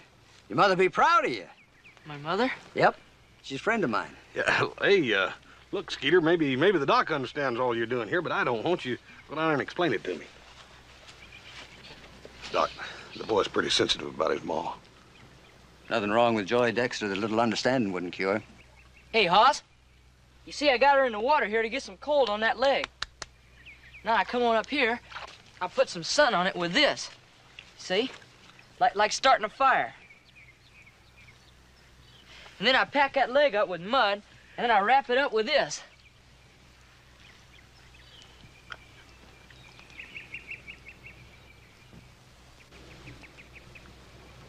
Well, you was asleep, and I didn't want to wake you up. That's mighty considerate of you. This is really fine, Skeeter. But you didn't have to bother putting heat on the knee. Just cooling her out's enough. Fine job, anyway. Thanks. Doc, you mean all the stuff that Skeeter's been doing here is right?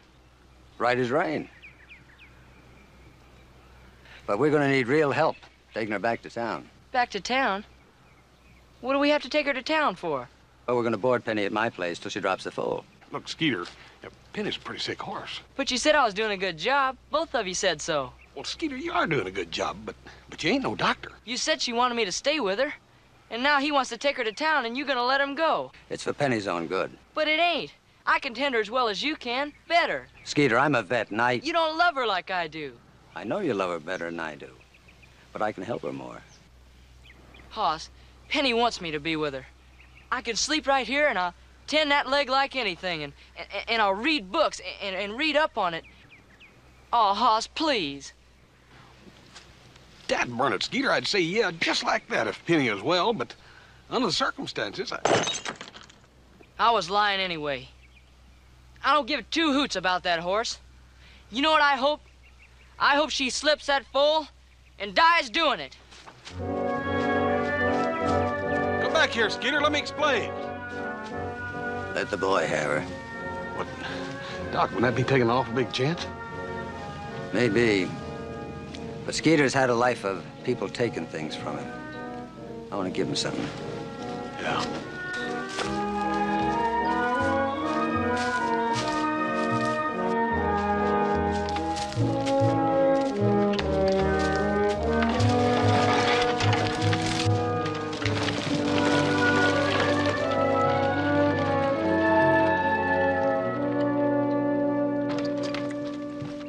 You better get on back. Tell Horse what to do.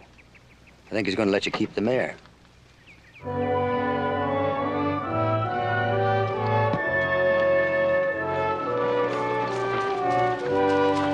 Thanks, Hoss.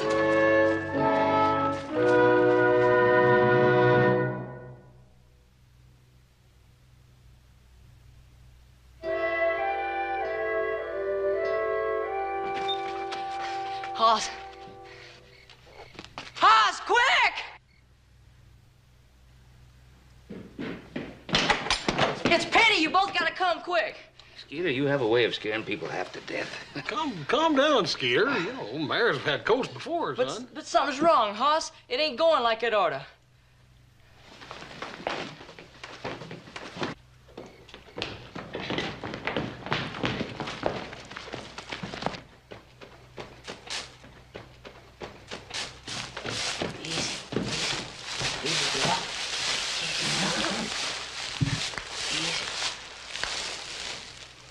What do you think, Paul? This is normal labor. She'll be all right, won't she?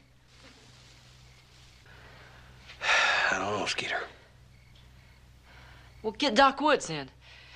We gotta get Doc Woods. Hoss. On my way.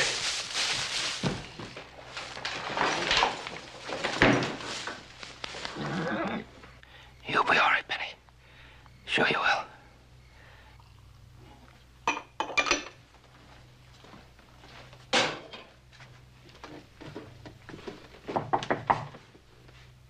Be right there.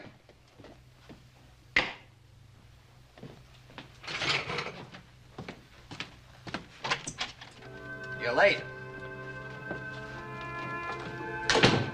Cold outside. Tea's ready. That'll warm you up. Only fair to warn you that I'm going to win tonight. I'll get the cups.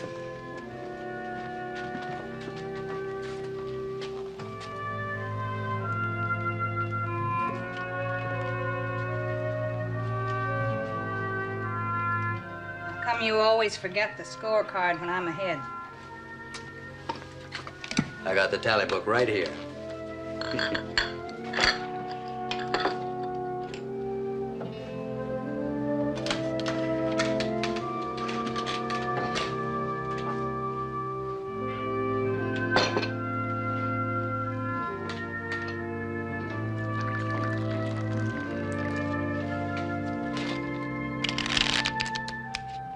How do you?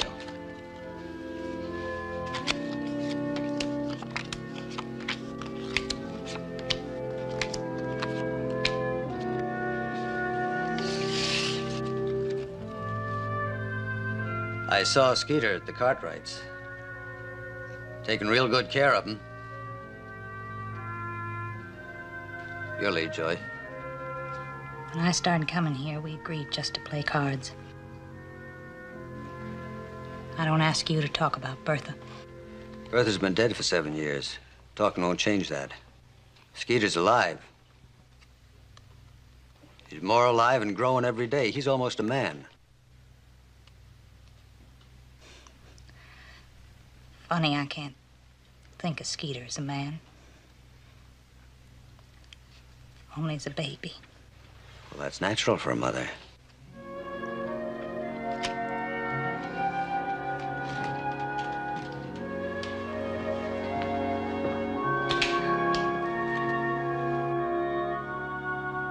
It's funny what you remember about kids.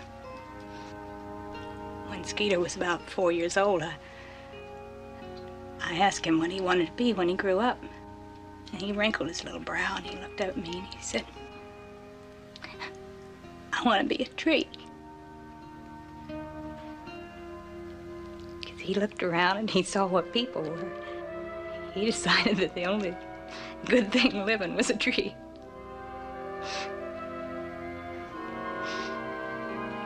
Because it was a part of the earth.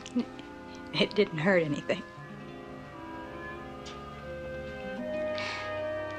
He was silly about things even then. That's not silly, Joy.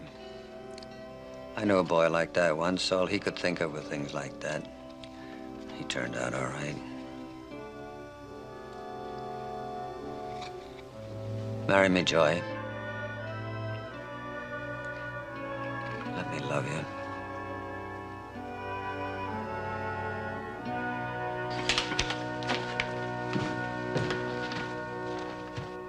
We're alone.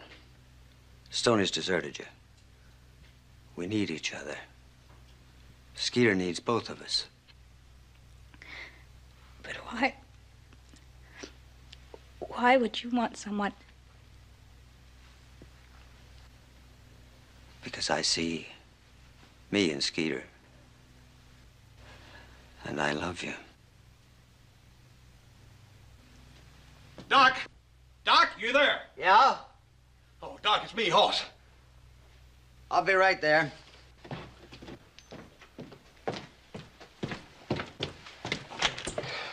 Doc, it's Penny. She's in real bad trouble. We need you quick. I'll put on my coat. I'll be right with you. Is Skeeter out there now? Yes'm. He's there with my paw. Can I go with you? Not until you put on your wrap. You take the high road, and I'll take the low road. And I'll be in Scotland for you. But I and my true love will never meet again. On the money, money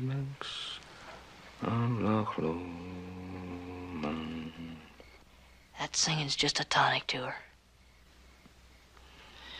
Yeah, she seems to like it, all right.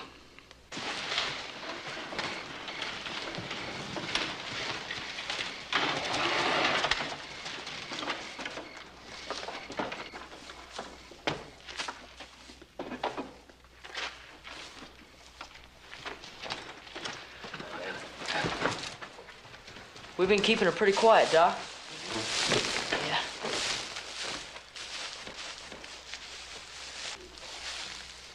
Hello, Skeeter. What's she doing here? I brought her along to help. Well, I can help you. Besides, this ain't no place for a woman. Skeeter, it might be just a place for a woman. You get me that wheelbarrow? Right, Doc. It's liable to be a long siege. Why don't you go get us some coffee? That's a good idea. Hop Singh's in the kitchen. He'll help you. All right.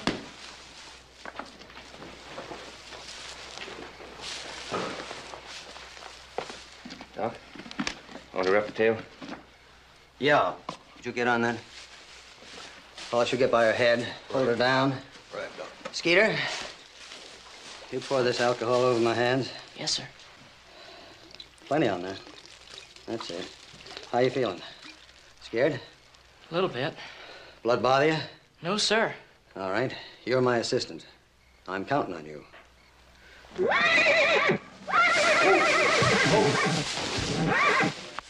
Penny, be a good mama. Lay down. Come on now, Penny. Down you go. That's a good girl. That's a good girl. All the way down. Come on, come on. Come on. That's a good girl. Turn your head over. Come on. Come on. Lay down. Come on. Lay down. That's a good girl. There we are. All right, Skeeter, you finish wrapping the tail. Easy, Penny. Easy. Easy, girl. That's a good girl. Oh, Penny. Yeah, sure, you'll be fine. It's a breach, Ben. What's a breach? It's where the fold's backwards. You can help her, can't you, Doc? Yeah, if I can get to the fold. Easy, Penny. Come on, fold. It's not such a bad world that you have to back into it. Relax, baby. Come on, Penny. Relax. Come on, girl.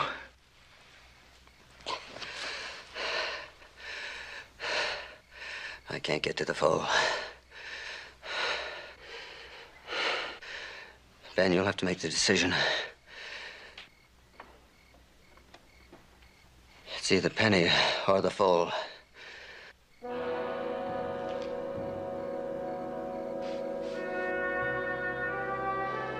Mr. Cartwright, please.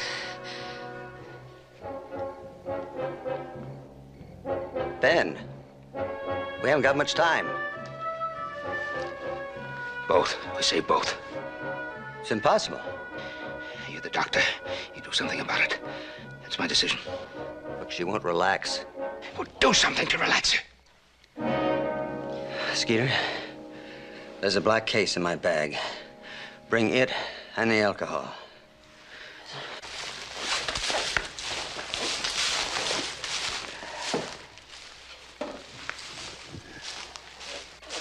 Hurt, Penny. Yeah, swab her neck then. What are you gonna do? Tracheotomy.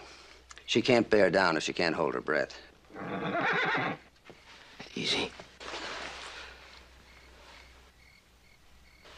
Pour some alcohol on that. All right. I'm doing this your way, Ben. We've got one chance in 10.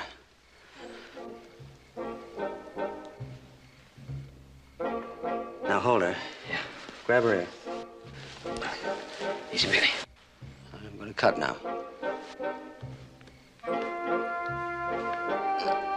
Hold it. Hold it.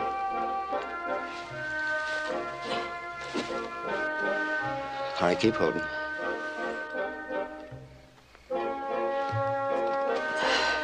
Keep that opening clean. Skeeter, quick.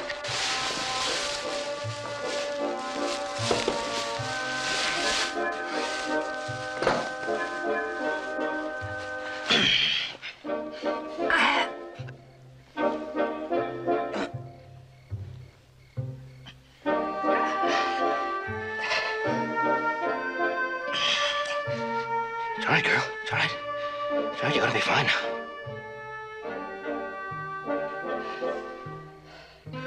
Sack's broken. Clean that stuff away. Come on, quick, quick. Quick, clean it away. Hurry up. That's it. I got a hold. All right. Come on. Turn around. Turn around, fool. Come on. Come on, Doc, look. Come on. I know. Keep working. Here, help, pull. Pull. Hurry up. More.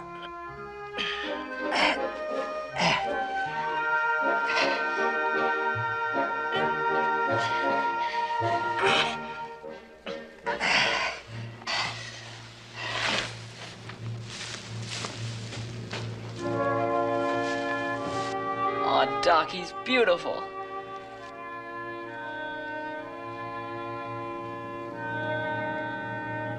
He's dead.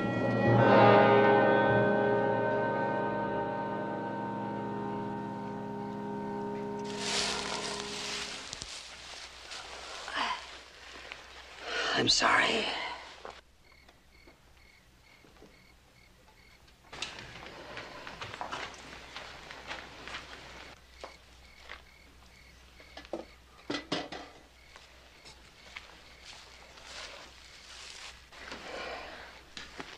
Fool's dead, Ma. I'm so sorry.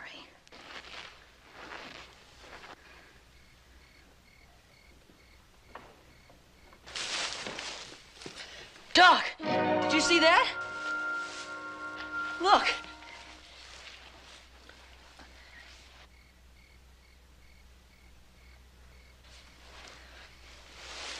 Come on, boy. He's breathing. It's gonna be all right, Ben. As you will. Wouldn't mind to hand me that pail, please. It's the finest looking pole I've ever seen. Penny, you know what we're going to do for that boy of yours? We're going to feed him.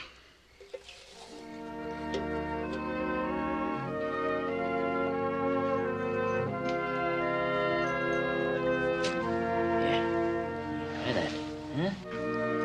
How about that little bit of milk, Yeah?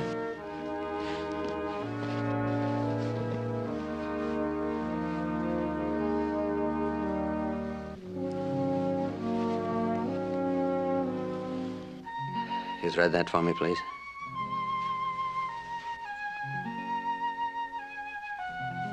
Thanks.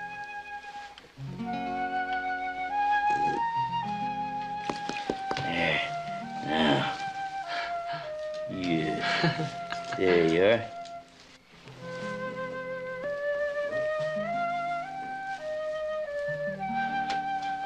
Hey, what are we gonna name him? How about Skeeter? After me? Well, I thought the Cartwrights might like to use it. It's a good name for a pet or a boy. You're not going to be needing it anymore. Skeeter, what is your real name? I don't think you ever got around telling us, did you? Charles William Dexter. Good name for a man.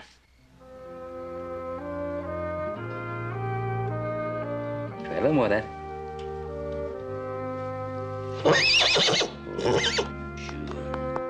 Well, he's getting his breakfast. What about us? Well, I thought that I'd take Skeeter, Charles.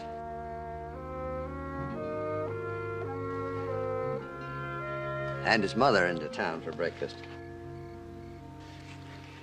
How's that sound, Charles?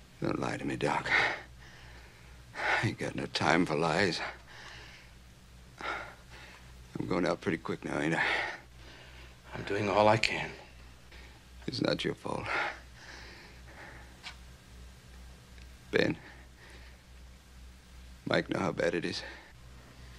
Yeah, I think so, yes. Let me see him, will you?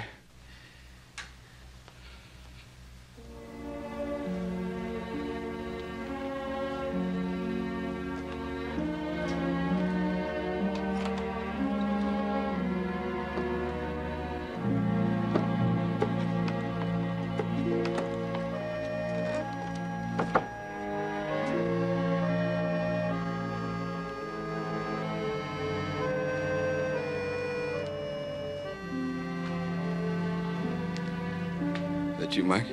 Yes, sir. Yeah. You better come closer, boy. My eyes are all fuzzed up, seems like. Come on. Tell me, did you beat horse at hand squeezing today? Yes, sir, I did. Well, you're a strong fellow, all right. And a good boy, too. Please, Dad. Please what, Mike? Please, don't die. I'll try not to, Mike. I'll fight and I'll pray.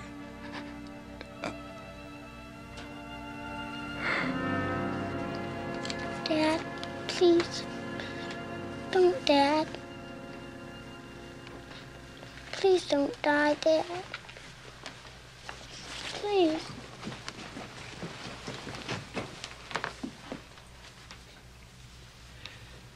Elijah, why don't you put Mike to bed?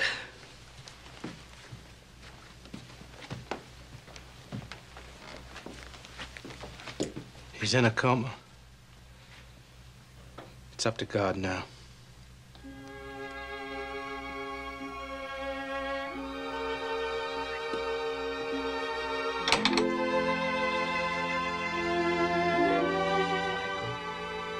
You sleep, Michael? Did you hear what Dr. Randall said, Elijah? He said that only God could help my dad. Dr. Randall, wise man. God. What is God, Elijah? God? God is most strong thing ever. All people come from God, and God know everything. God make everything to happen. How do you know? You're just an Indian. Indian white man, all same God. They teach Elijah at Trader Post Church. Did he make Dad get shot? Make all things happen. Then I hate God. No, not right. God knows better than people. Always have reason, have good reason. But why would he want to hurt Dad? God's stronger than people, smarter than people. He have reason. He watch over everybody and everything. Even over birds he watch. He live high in the mountain, all alone, like an eagle. Where's he live? High in the mountains, all alone. What's he look like? God? Uh-huh. Oh, I think God must be a strong man. Maybe his face a little tired from all the trouble people do, I think. His eyes are cold like fire. His eyes see into soul. He lives in the mountains. Mm-hmm. High in the mountains, all alone.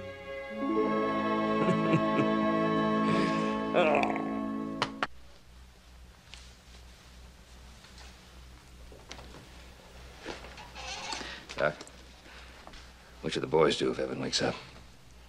He's not likely to wake up, Ben. If he does, though, just come and get me. Good night.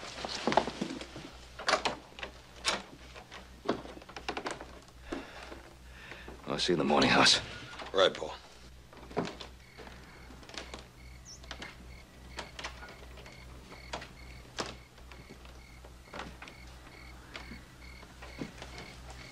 I'll see you in the morning, Joseph. Joseph. Oh, I'm sorry, Pa. I was just thinking about the boy. I remember when I was little, I realized one day that all my friends had two parents and I just had one. And sometimes when you used to go away on trips for a few days, I used to wonder what it would be like if you didn't come back. Oh, it used to frighten me. Of course, I never had to face that. But if just the thought of it scared me that way, I just wonder what that little fella must be going through. That's a pointless story, I guess.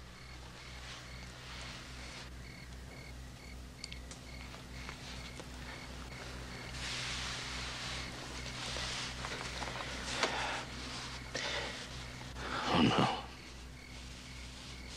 No.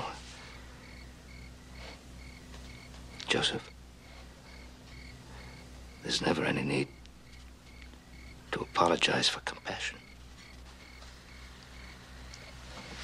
Good night, son.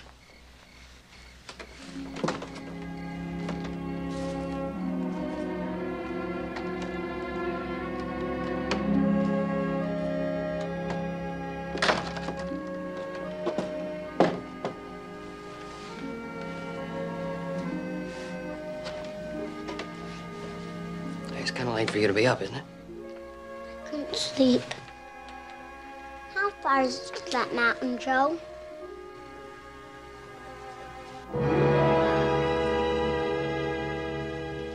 Oh, that one, that's very, very far away. Why'd you ask? I just wondered. Elijah said that God lives in those mountains. Oh, well, see, that's an old Indian legend. They used to think that mountain was sacred. The place of God, they called it. What's a legend? Oh, legend? That's kind of a story, you know. Like they teach in Sunday school? No, not exactly. You see, in the Bible. God's in the Bible, isn't he? Yeah. Elijah said that God could help my dad.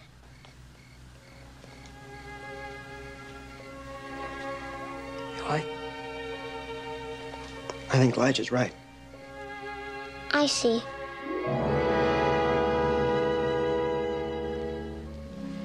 Good night, Joe.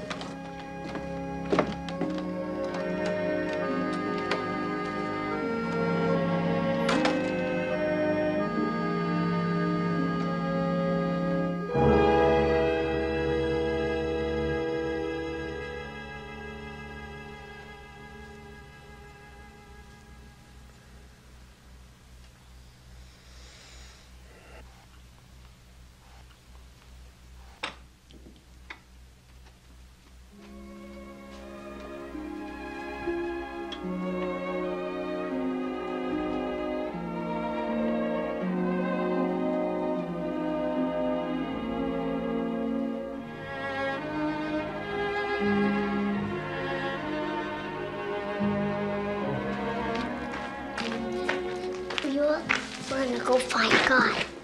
We gotta talk to him. You be quiet here.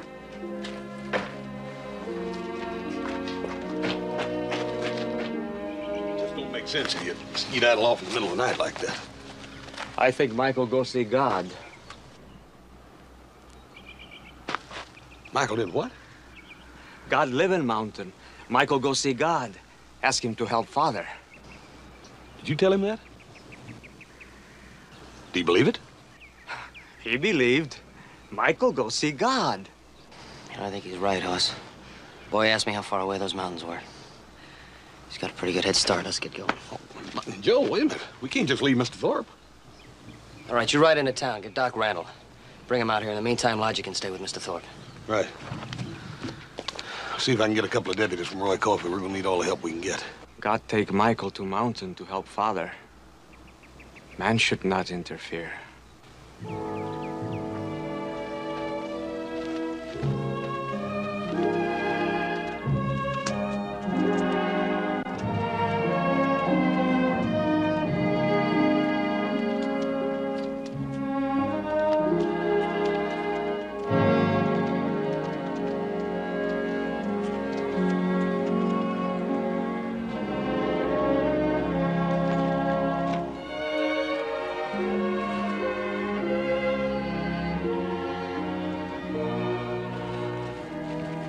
I can't see anything, Mule.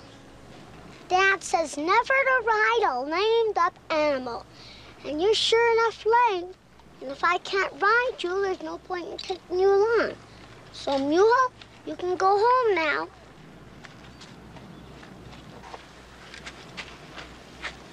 Well, go on. Go home. I'll be all right, Mule, honest. But you're all lame, and I don't want to hurt you. I can take care of myself, Mule.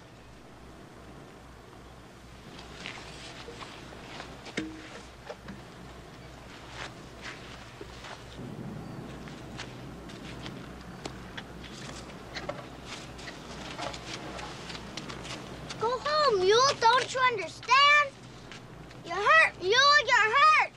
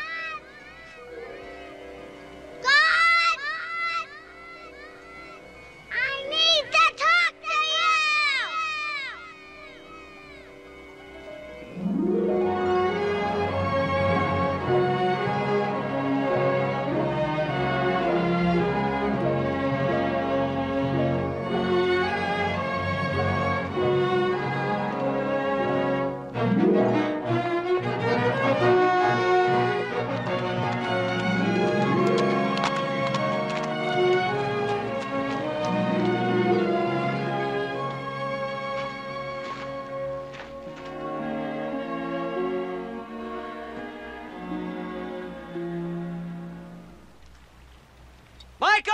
Michael!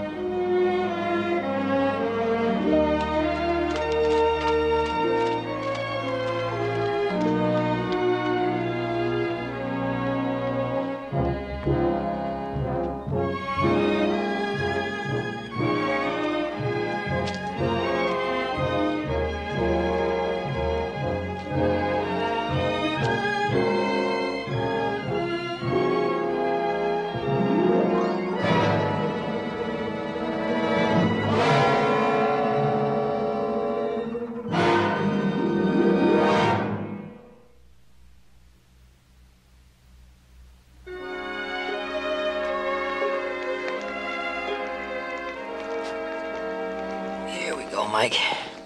You sit up nice and slow. Why don't you drink some of this? It'll warm your tummy up. That's it, boy.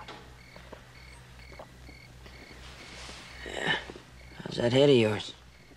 Sore. Let me look. I guess it is. You really got an egg on there. We'll have the doc take a look at it. The doctor? Yeah, as soon as we get back. I can't go back. I got to stay. I saw him. See, God isn't something you can always see, like a tree or a rock. I did see him. Up there, little Joe. It was God. And when was that? Just before I fell. Yeah, now, are you sure that wasn't just after you fell? No, that's why I fell. He scared me. Oh. And what did he look like? He had a tired face and eyes like cold fire. Eyes like cold fire. Just like stars. Now, Michael, you know, you're old enough to know the difference between telling the truth and telling a lie. I saw him. I'm not telling a lie. Oh. Well, see, sometimes people want to see something so bad that they really think they see it. Now, it's not really lying, but... But I saw him. I've got to stay. I've got to ask him to help my dad.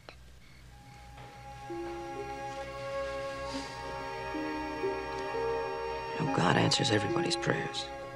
Everybody's. But sometimes the answer is no. Now, what are you going to do if... Well, if God's answer is no? I'll give him a licking.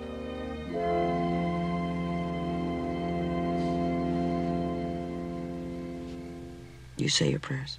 Sure. Dad always says grace at meals, and we go to church sometimes. Why? Well, when you pray, you're praying to God. And he's right inside of you. Same as he's inside me, he's inside everybody.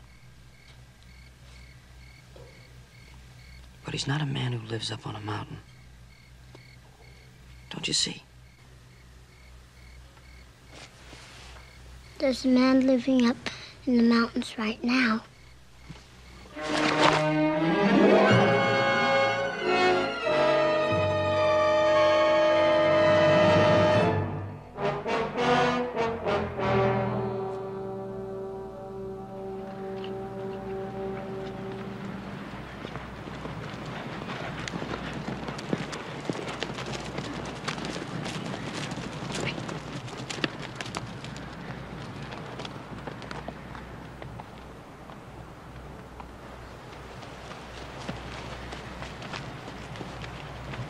Where are we going? Up there.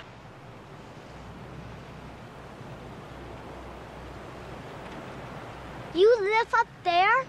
Yeah, I live up there. Looks like a Nichols place, don't it? Well, that's what I am, boy. A wild eagle. I kill for my food. I live off this country. I sit up here on top of this mountain and I see all that goes on down below me. Don't you get lonesome? I've gotten used to it. Now move on.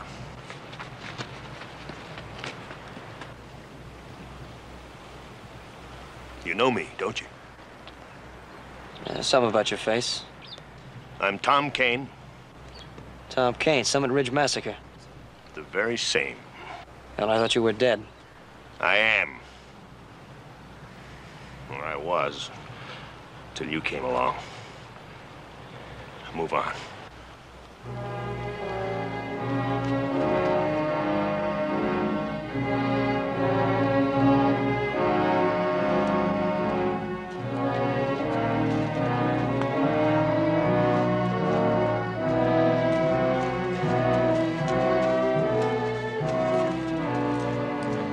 That suit your fancy?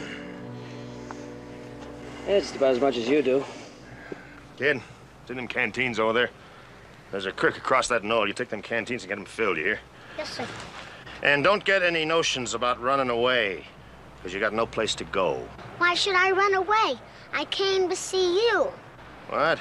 You know me? Yes, sir, I know you. Well, all right then. You do as I tell you, do you understand? Why'd you hurt my father? What are you talking about? You shot my dad. Well, I've been blamed for a lot of things I didn't do. I don't even know your father. Yes, you do. Elijah said that you know everything. Now, what's all this talk? You do as I tell you.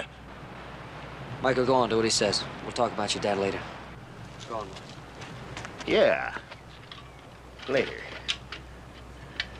You tie your horse up to that tree. And you get inside here. Where I can keep an eye on you.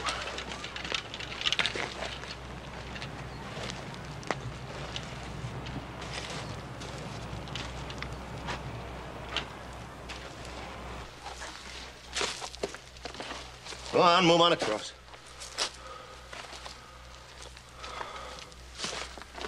Now, what are you doing bounty hunting a kid like that along? I'm not bounty hunting. You said you were looking for me, didn't you? No, not exactly.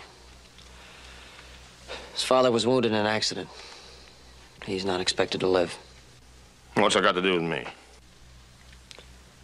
Well, an Indian who worked for his father said that God lived up here in this mountain. He came up here to ask God to spare his father's life. And he thinks that I'm God? Yeah. It's kind of funny, ain't it? Me, old Tom Kane. You know, in a way, I am God, though, ain't I? I think that'd take a little stretch of the imagination. Does it? Well, you just think about that, you and that boy. Your lives are in my hands, aren't they? The power's mine to give a life or to take it. Oh, that's a good feeling, you know. That's a real good feeling. You ought to know it pretty well. Yeah. You sit down. Right there.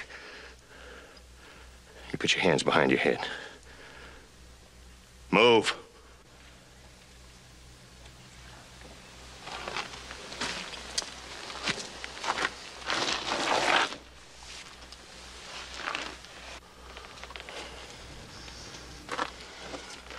You're a tough kid, aren't you? No. Yes, you are.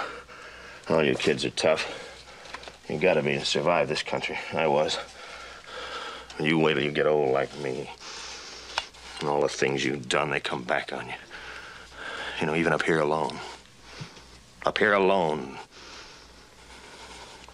It seems crowded sometimes. The memories and the faces. Yeah, that's called conscience. Yeah.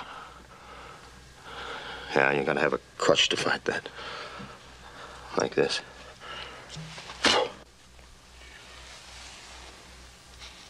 No, go ahead, kid. Go ahead and make it easy for me. Be tough. I'm gonna kill you anyway. You just saved me the trouble of getting drunk to do it.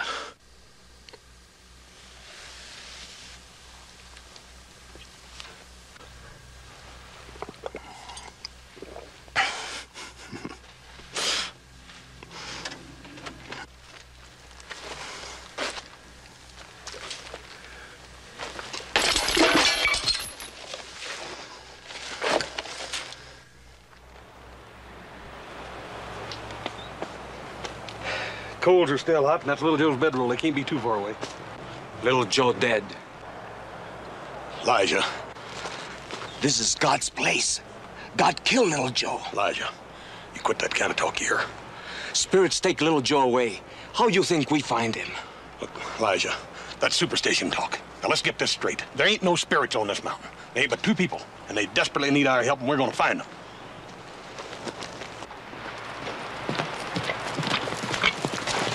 Boss, Bob and I found some tracks up ahead. What'd I tell you? They're going up on that mountain. There's something mighty strange about them tracks, Hoss. Yeah, what's that? Well, me and Charlie could make out where little Joe and the kid was walking, leading a horse, but there's another set. Who do you figure it could be way up here?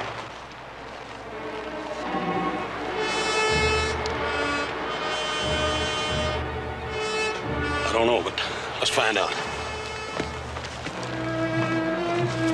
Elijah?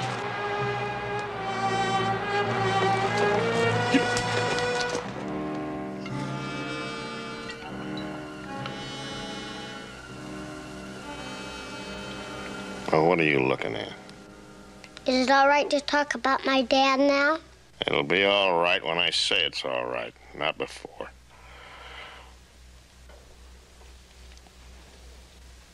Now, what are you staring at? Not much. Well, stop staring at me. Kid, you go on down the slope there and gather up some wood. It gets cold up here on this mountain. Yes, sir. Oh, I hate kids. Didn't know that. Yeah, I've heard stories. Summit Ridge, huh? Yeah, there were a lot of little Indian kids that night up on Summit Ridge. We rode in there, the 8 of us. Drunken newborn calves. We killed them. Boy, did we kill them. Well, it wasn't no worse than killing a bunch of young wolves. You know, you get them when they're young, before they're old enough to take your scalp. That's what we figured. That government. That government put a price on our heads. For what? It was no worse than killing young wolves. That's why I led that raid. Well, those Indians have been here now, burning and raiding right now. That's why I stopped them. He curses me for it. Takes my wife. Takes my daughter. Takes my land. Takes everything I had. And he drives me here to this blasted mountain. What are you telling me this for? You think I'm gonna feel sorry for you? No, I don't want your pity, and I don't want his either. You don't want it, or you don't think you can get it? Where should I put this wood? Yeah, put it over there. Yeah. Now, what are you doing? Just wanted a drink, if you don't mind. A drink? Well, no. No, I don't mind at all. Here, I'll pour you a real good drink. You might as well enjoy it, as long as you can. Hey, kid, come here. If you can take this over to him without spilling one drop, your father will be all right. Yes, sir. I won't spill it, sir. Kane. Tell him you're lying. What? Tell the boy it's a lie. Well, now, kid, I ain't exactly lying. I'm just sort of testing you. That's all.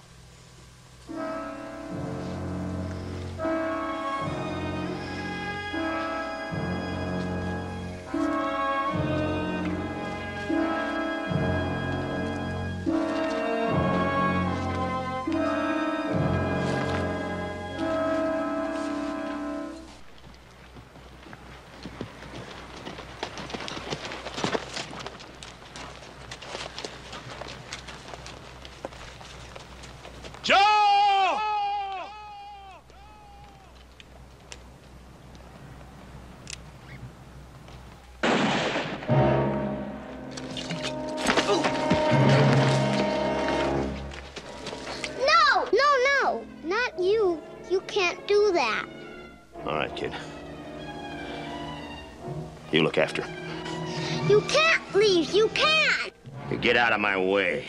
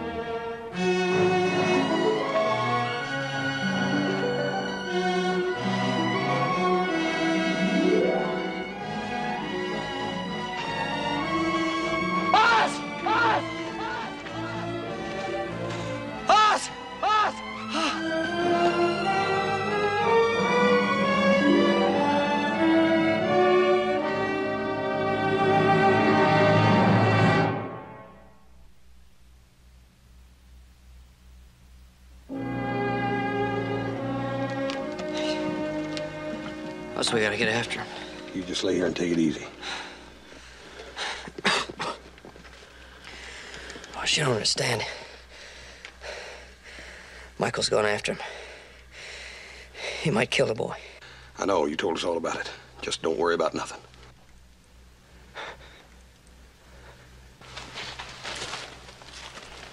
How is he? He'll be all right. That Indian just took off. Took off where? I don't know. He just lit out of here like he was on fire. I guess he was scared stiff of them spirits of his. Well, we can't be worried about that now. Look, Joe, we're gonna track that fella down. You stay here and just take it easy.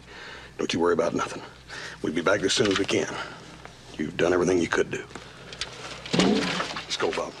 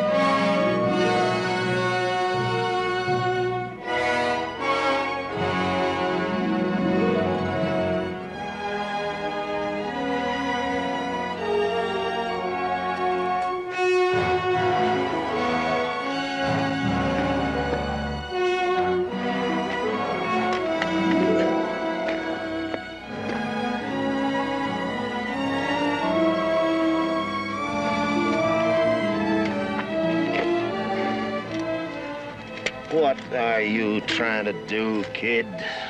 Did I pass the test? What? My dad always said that God tests people to see if they're worthy. Did I pass? Yeah. Yeah, you passed, kid. You, come on with me.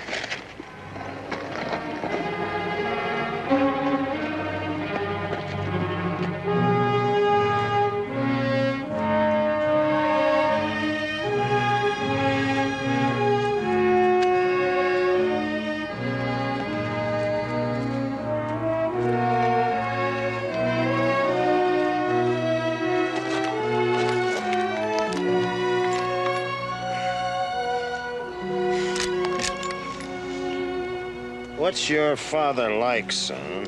He's just a father, like everybody else's father. No.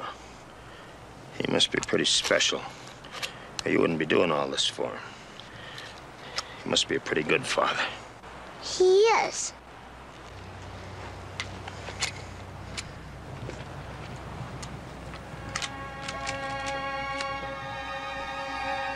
Yeah, what are you doing? Don't you know? I just prayed that you would make a miracle happen to save my father's life. Now, listen, kid, I don't know where you got this cockeyed notion that I'm... Well, I'm not who you think I am. And I'm not sure that I believe in him, but... Look, kid, I'm just a guy that's on the run. See, I'm the guy they preach the sermons about. You know, the lost sheep or whatever they call them. Now, listen, kid. I'm nothing. Just that. Just nothing. Elijah's my friend. He wouldn't lie to me. You're testing me again, ain't you? Please, just say Dad will get better. Now, kid, listen to me. And listen to me close.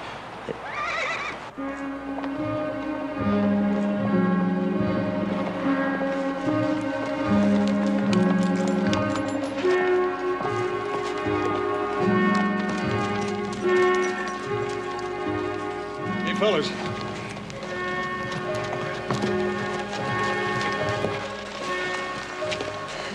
These tracks go right over that little knoll. Let's go.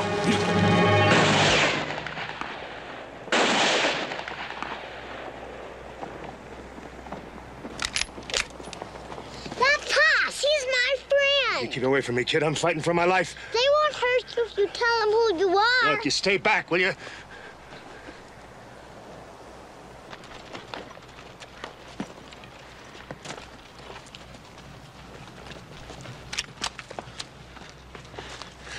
Just calm down, Bob. He's got that kid up there with him. We sure don't want to be shooting that direction. You could hold off an army from that mountaintop. What can we do? We can't just sit down here and let them take pot shots at us. I think I can get across that clearing and up the other side. It's a good idea, Charlie. Try it.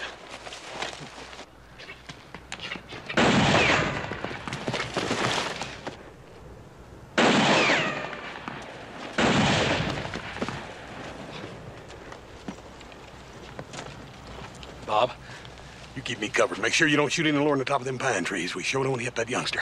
I'm gonna try to outflank him.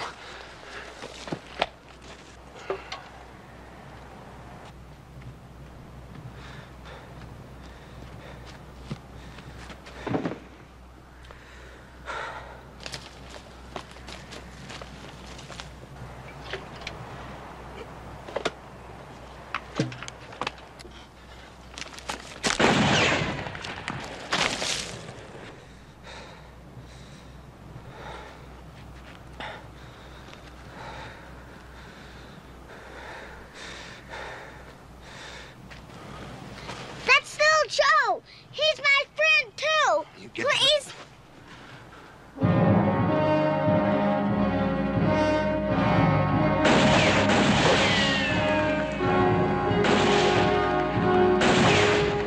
Joe! Little Joe!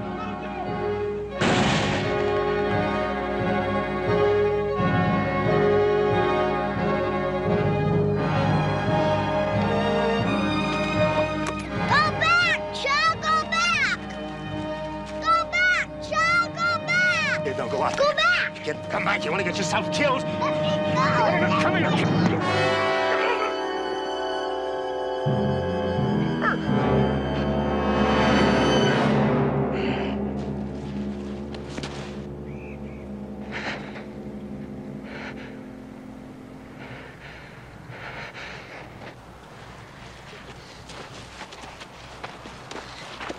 Don't die, God. Please don't die.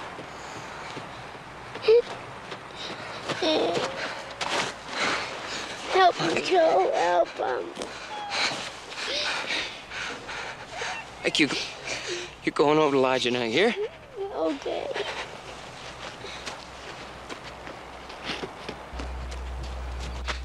Elijah, you killed God. You killed God. No. No, kid. No, he didn't. You listen to me, kid? Kid, I ain't testing you now. I'm telling you the truth. I ain't God. I'm about as far from God as a man can get. I can't save your father. But let me tell you something, kid. If there is a God, and he cares about someone who believes in him, someone like you, no matter how tough things get, your dad'll be all right.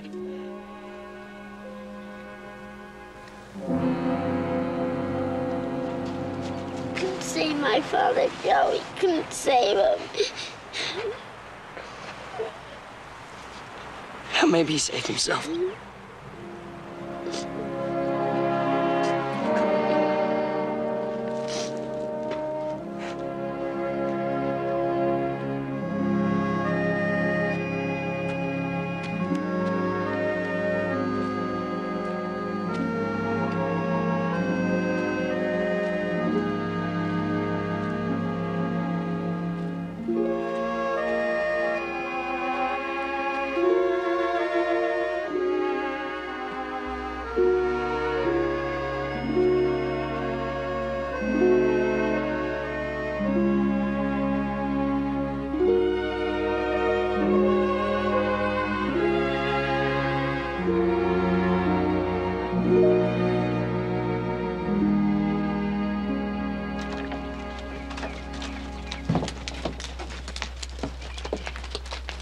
Michael.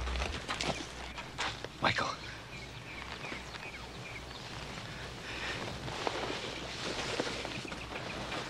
Michael, your father wants to see you. He's alive? Yeah, you bet he is.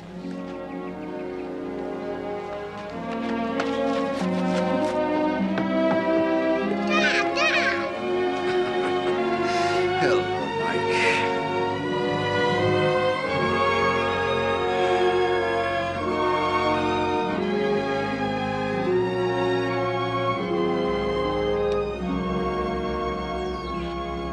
When did he come out of the coma? About 3 hours ago. Joseph, the doctor, had given him up. It's like a miracle. You know, Pa, I think that's just what it was.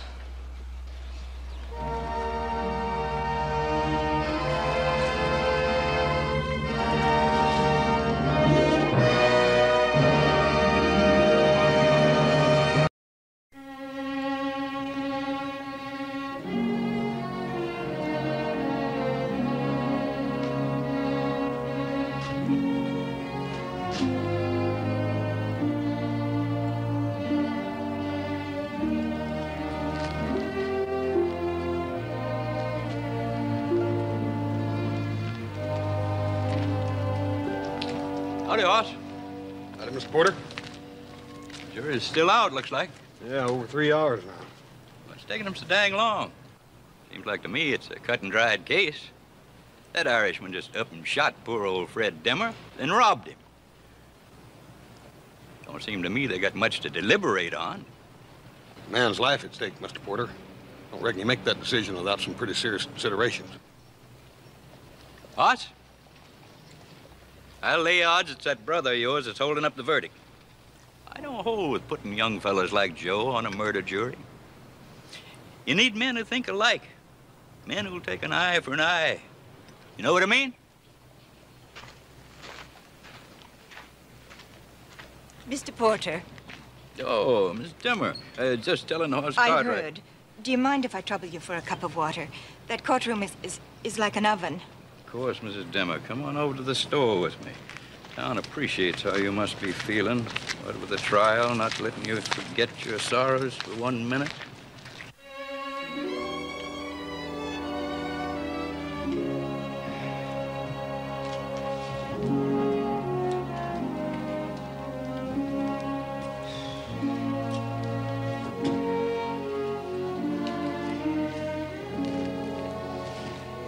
Ben?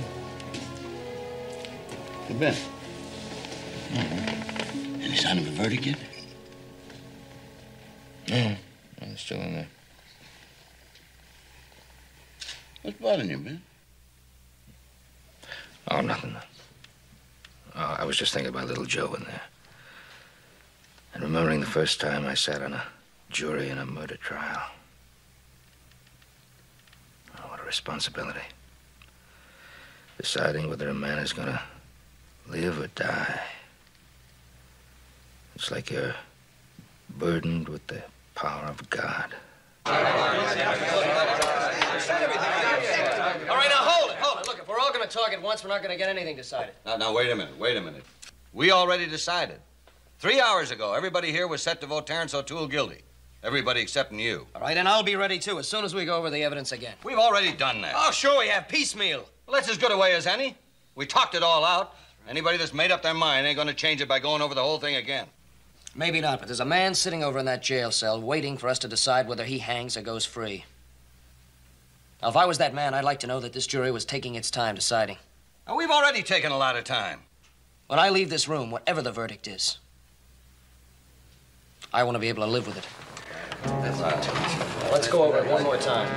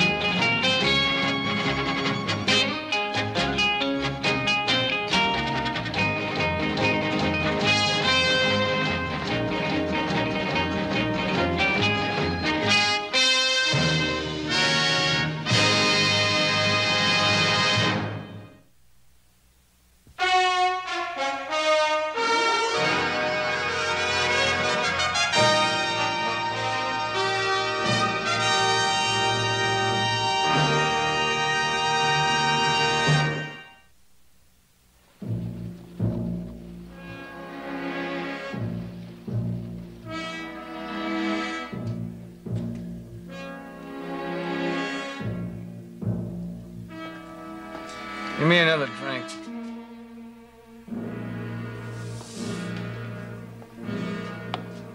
Ain't you had enough? You ought to be over at the courthouse with your mother. She needs someone to Stepmother. Nevertheless, she needs someone to stand by her at a time like this. You know more of me than a housekeeper. Anyway, who asked you to poke your big nose in my business? Will I get another drink or not?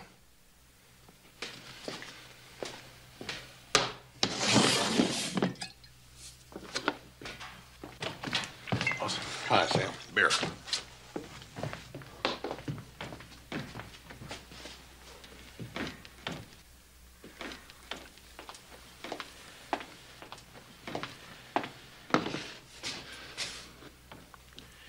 He's been drinking like that ever since the jury started deliberating. Yeah. Well, it's sort of a hard time for old Jep. Losing his paw like that, and his trial dragging on. It's taking that jury so dang long anyway. Swore in the Bible I saw two will kill my pa, and they just string him up.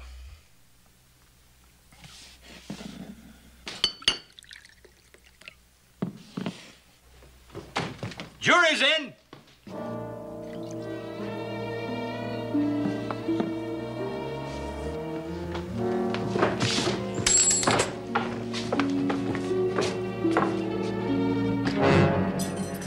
All right, O'Toole, the court's ready for you.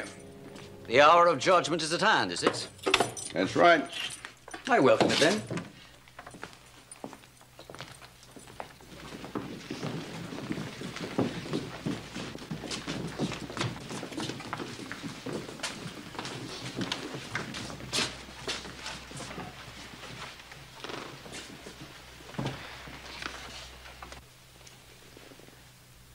You got a verdict?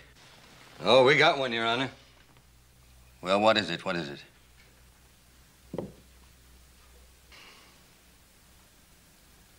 We say guilty.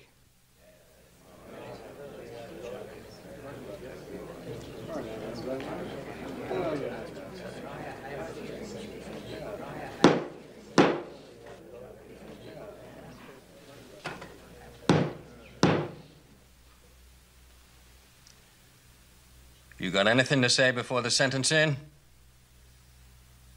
Well, perhaps a few words will do no harm. I'll not take long. Well, get on with it.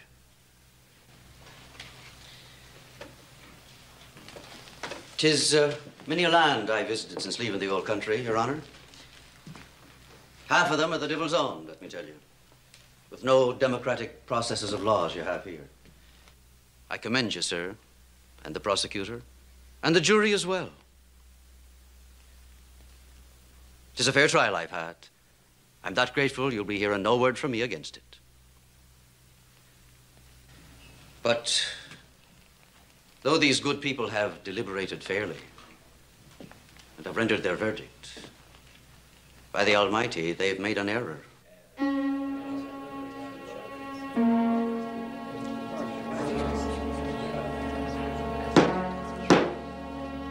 Terence O'Toole has been falsely accused and wrongly condemned. I stand innocent of these charges.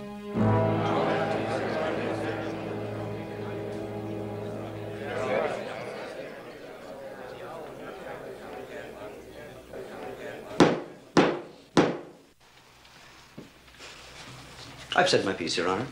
I thank you kindly for the privilege. The jury has found you guilty of robbing Fred Dimmer of $400 and shooting him down in cold blood. I sentence you to hang by your neck until dead.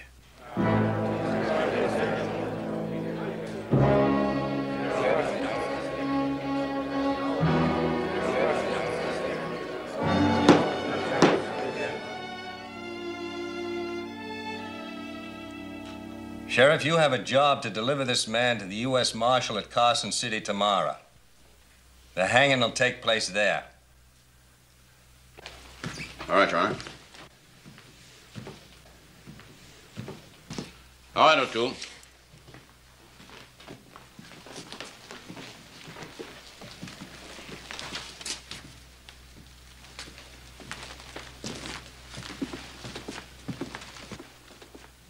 That's all.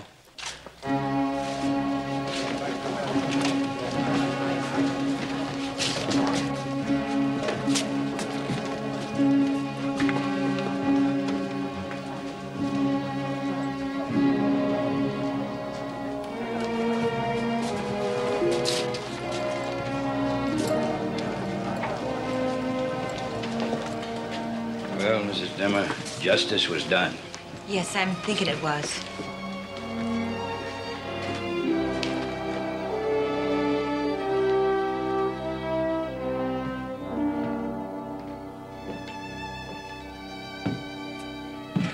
Joe, you sure missed some good apple pie tonight. Old Pop Sing almost outdid himself.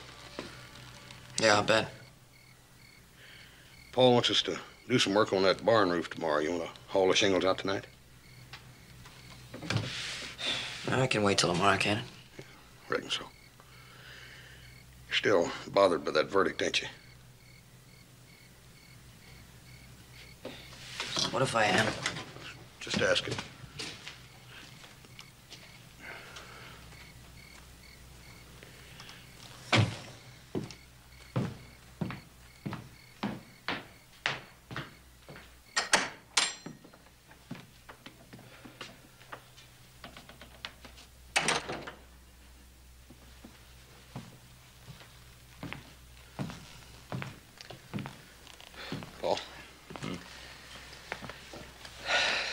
Paul, I think you ought to talk to little Joe.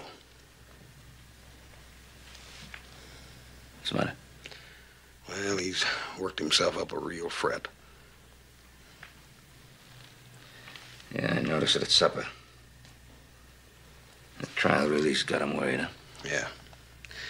Yeah, he's taking a mighty big load on his shoulders.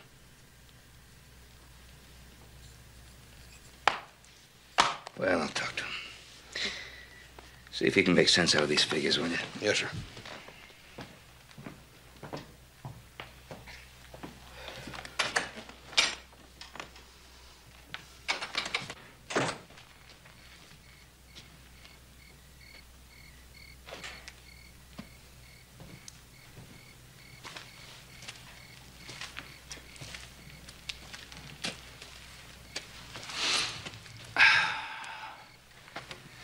Nice night. Yeah.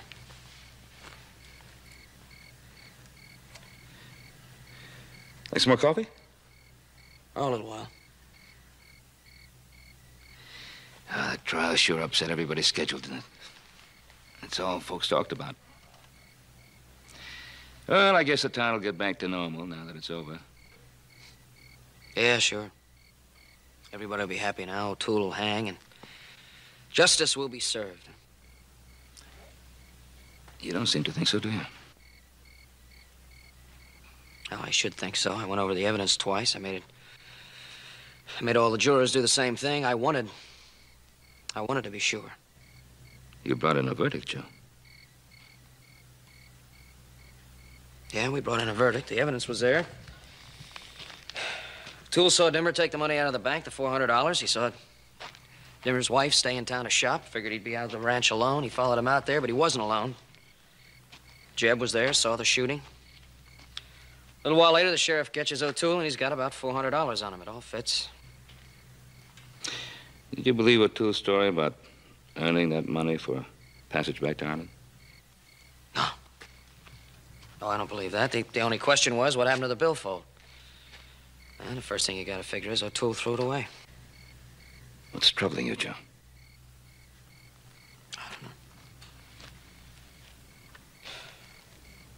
Not the evidence. It's just the way O'Toole looked at me. We brought in the verdict. Well, he stood up there and looked every single one of us right in the eye. Said we made a mistake.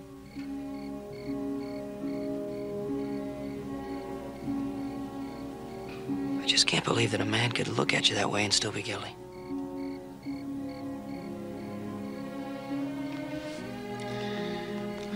Joe, you made a decision. And I doubt that there's a man alive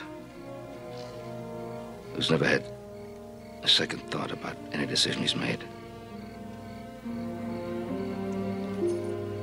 But you were asked to do a job, to serve on a jury. And you accepted that responsibility. And you did your job conscientiously, intelligently.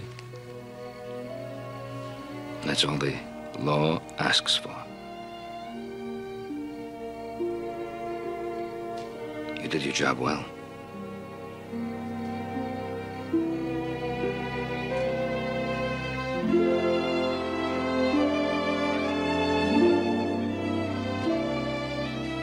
Breakfast is on the table.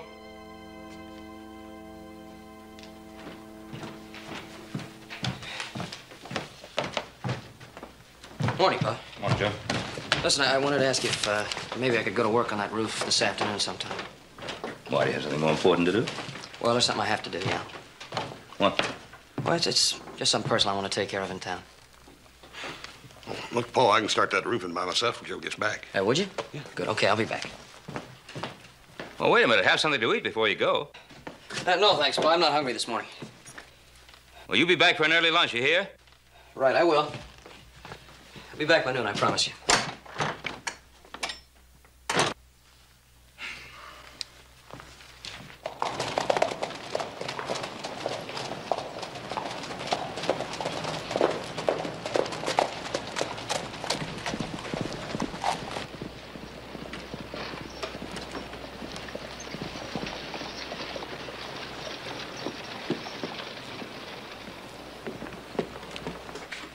Hello, Joe. Hi, Roy.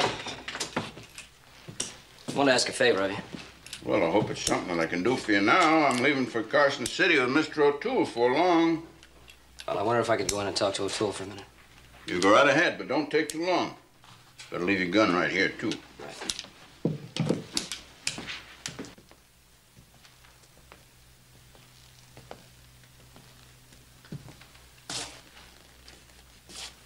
My name is Cartwright.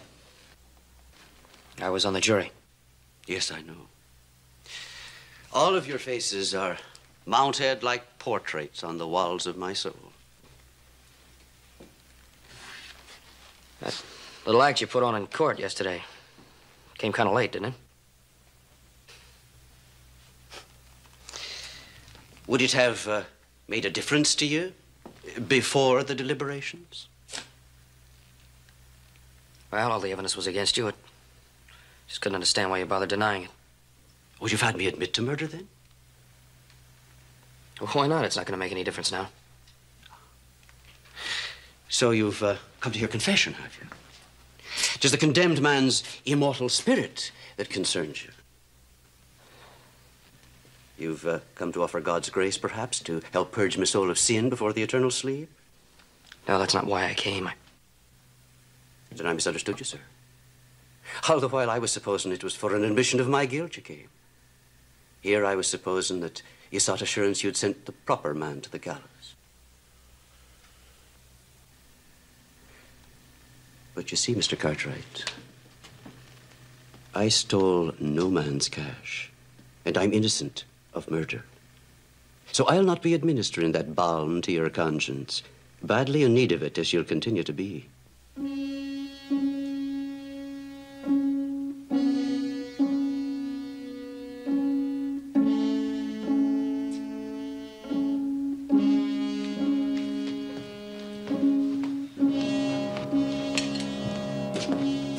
Thanks, Ron. Go on, little Joe. You say hello to your pa for me, will you?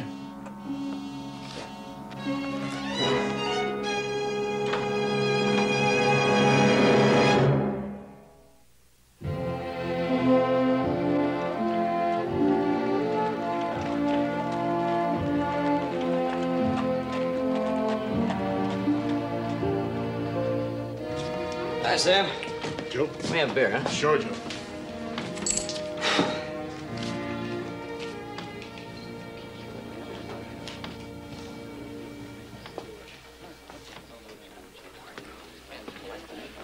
Thanks, Sam. Fellows are playing for pretty high stakes, aren't they? Yeah. They ain't small-time gamblers, Joe. What Jeb Dimmer's doing in a game like that? I don't know. But he's been at it since yesterday after the trial on and off. How's he doing? Heavy loser. But he keeps coming back with more money.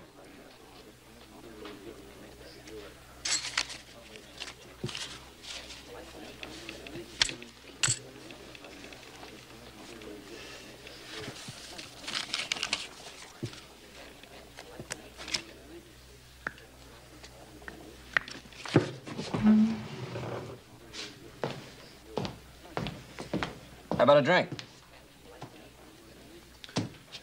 I could use one. Give me a beer, will you? Gave you a pretty bad time over there, huh? I want it back.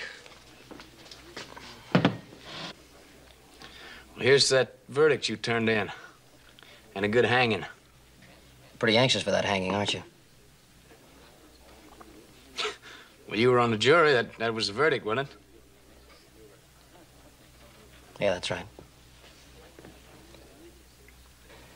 How much money you say you lost over there? Why, you backing somebody?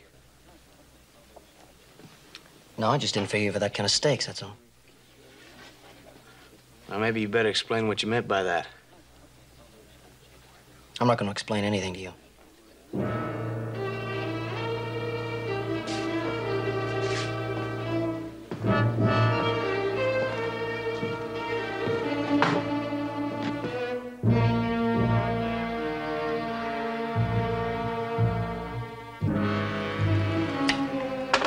Hey, you are, O'Toole. Is it your plan to leave soon, Sheriff? Well, we got to be over in Carson City early this afternoon. Marshal will be waiting then? Yeah, the marshal and the other official. Yeah, I was meaning him, too. You better eat up. It's a 3-hour ride over there. 'Tis not the pangs of hunger I was concerning myself with, Sheriff. Will you suit yourself?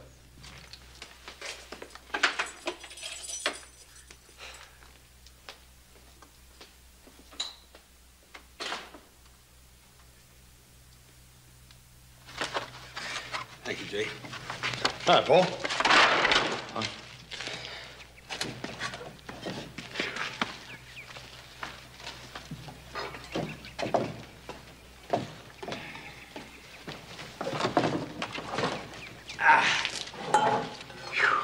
Boy, it's hot up there on that roof. Oh, it's hot everywhere. Long past noon. Yeah, well, we'll be through this job in about an hour, Paul. Oh, I wasn't worried about that. Little Joe said he'd be back by noon. You ain't worried about him, are you? No, not worried about anything happening to him. It's just that I wonder why he went into town. He wouldn't say. Well, I just gotta remind myself over and over again that I've got grown sons, and they have grown-up problems which they have to solve by themselves. That's right. Like that roof. Yeah, well, I'll get on that right now. Now, come on, everybody, let's go to the house. Get something cold to drink. Good idea. Come on, Jake.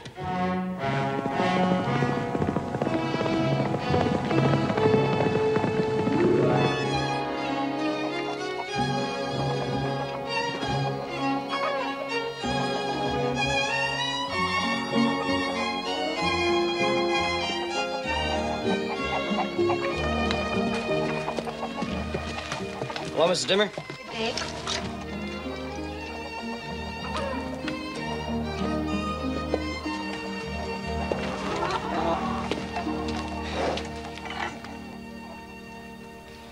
Mrs. Dimmer, I'm Joe Cartwright. I sat in on the murder jury. Yes, I know that, surely. Well, I'm sorry to come out here and bother you like this, but... Well, I just wondered if there was anything else you could tell us. Anything that didn't come out at the trial. It's my not knowing anything that kept me from testifying. Yeah, I know. There's nothing else you can add. What would I be knowing? Shopping like I was in town when Fred was killed. Well, there's a man about to be hanged for murder. I just wanted to be sure he was the right one.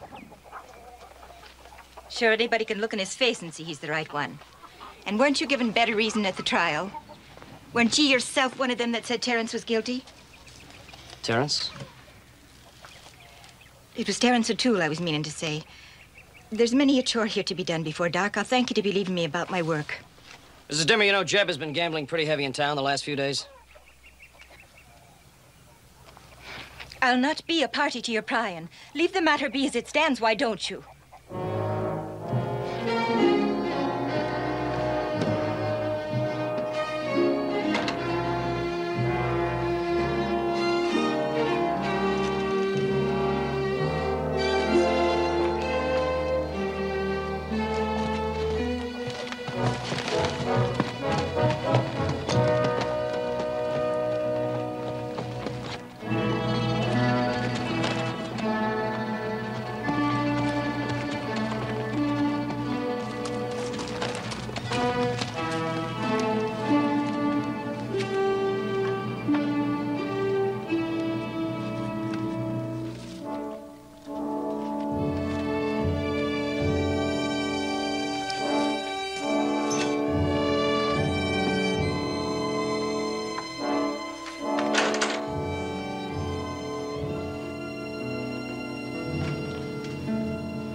What do you want?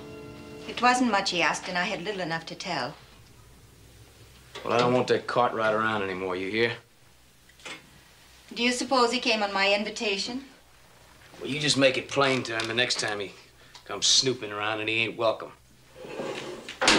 I'm thinking it's for you to tell him that. You do like I say. If you want to go on keeping house around here. Are you thinking the ranch will tend to itself while you're off in town gambling? Is that what Cartwright came to tell you? And how is it you have the means to gamble? I'm remembering you hadn't the money, and there wasn't a cent of ready cash in the bank. Fred took it all out to make payment on those cattle he fancied. It ain't none of your affair where I get my money. It could set people to wondering. What people? It could set people to wondering how a young man with his pockets empty suddenly acquired sufficient to gamble after his pa was laid in the grave. Cartwright? Is that who's wondering? It could set people to thinking that maybe everything that should have come out in the trial didn't. Well, now, I know something that didn't come out in the trial. Molly. Something else that might start people to thinking. You see, I saw you with O'Toole the day before my pa was shot. He was an acquaintance of mine from Dublin many years before, recognizing me in town. And that's all there was to that. Well, I seen you, Molly. Seen you right out here in the pasture. Talking like lovers. Like maybe all you could want is to get shed of your husband. Seeing me in town, he rode out to pay his respects. But I barely recollected him, and that's all there was to it. Think anybody's gonna believe that? Little good it'll do them not to. See, I could I could do things with that information, Molly. Then in heaven's name, do it and the devil take you. I could talk up to the sheriff. I could tell him what I seen. What is it you're insinuating? That it was me plotted Fred's death with Terrence? No, I didn't insinuate that, Molly. You just kind of set the thought in my head.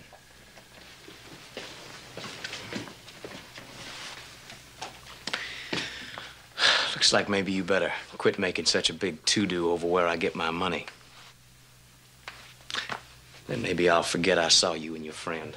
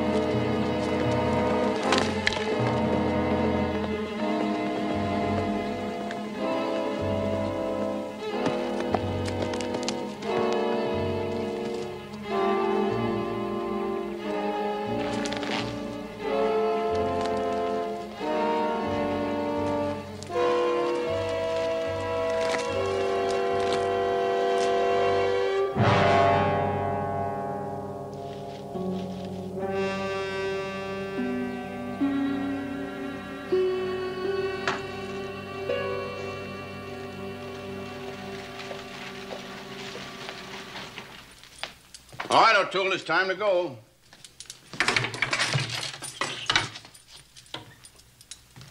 O'Toole, I said we're leaving. By the almighty sheriff, I didn't hear you. I was that far lost in the fancies of the past.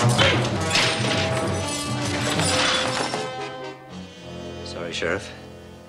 I didn't mean anything of a personal nature.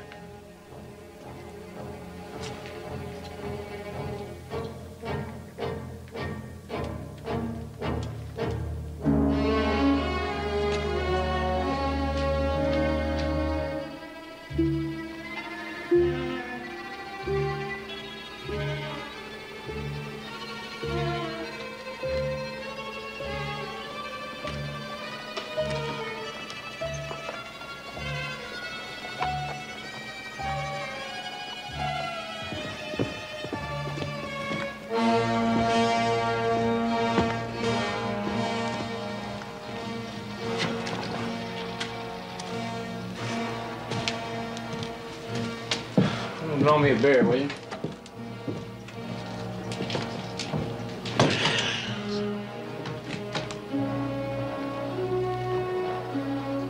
That's O'Toole.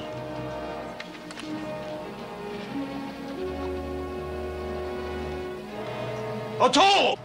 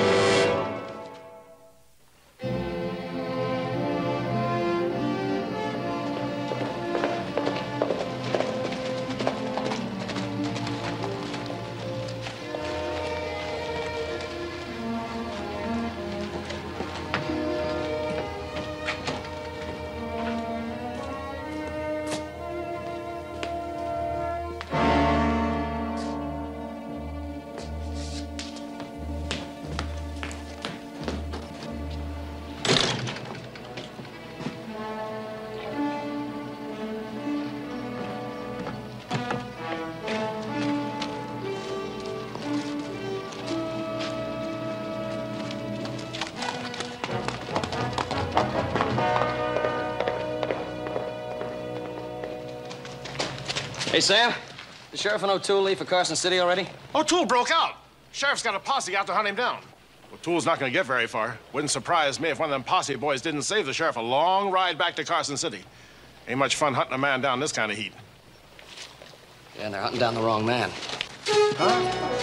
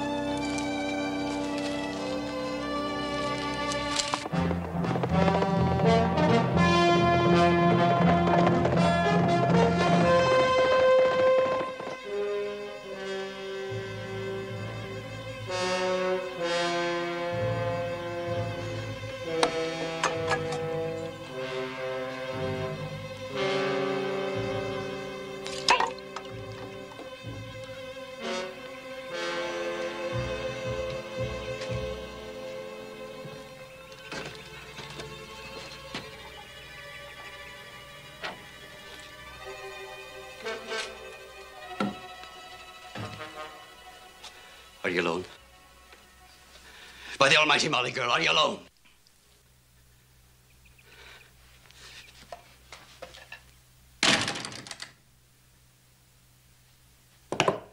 I've no place else in the world to come save this one, Molly. It's me they're out hunting like the hounds after a fox. I'd not come troubling you, you understand, but I'm hurt too bad to go on.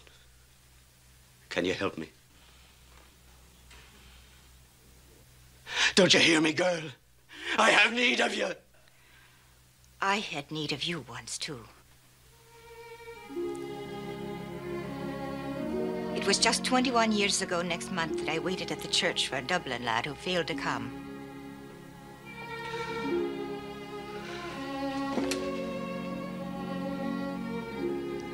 It was a base deed I committed that day. But it was for you I done it. For your sake alone, I didn't come. For me, was it? You'd have made a poor match for yourself, Molly. You a last wanting a house and little ones. And me with the wanderlust deep in my bones. I was that believing I waited all night, in my white gown and veil, the pity of my friends. Oh, I had a need of you. Did you not hear my heart crying out to you? My own heart answered it, Molly. Many's the night I'd be sitting in some divil-cursed waterfront saloon, weeping bitter tears at the memory of her I gave up. And many's the night I've wished you dead. Sure, you had reason to wish me in my grave. But now, knowing why your groom never came, and the torment he suffered for it, perhaps now your pity wouldn't be amiss. You have a queer way of reasoning it out, don't you? I couldn't go off to die without telling you why I deserted you long ago. Tell the truth, Molly. Doesn't your heart soften a bit to me now? Seeing all this pain and suffering I'm in? I never had a hate in me for any man. Leastways, not for you, Terence. It was the hurt of you going off. It was the pain of losing you that set the stone in my heart. Almighty bless you, Molly. I know that. Will you help me now? Will you be tending my wound, Molly girl, so I can make good my escape before those baying dogs get the little fox in their teeth?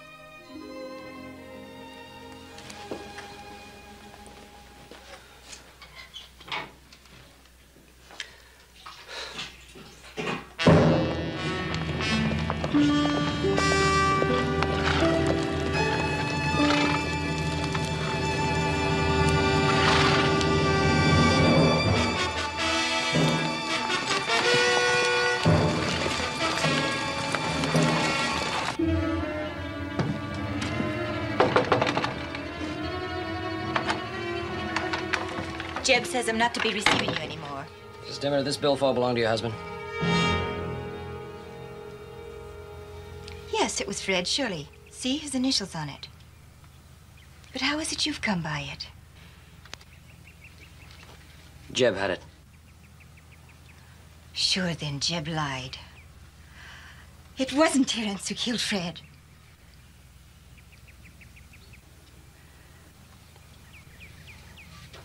You mind if I talk to him?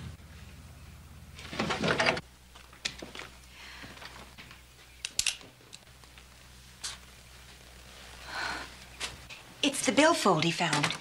It's the proof you'll be needing you're an innocent man. Where did you get that? Jeb had it. Saw him throw it in the brush about a mile away from here.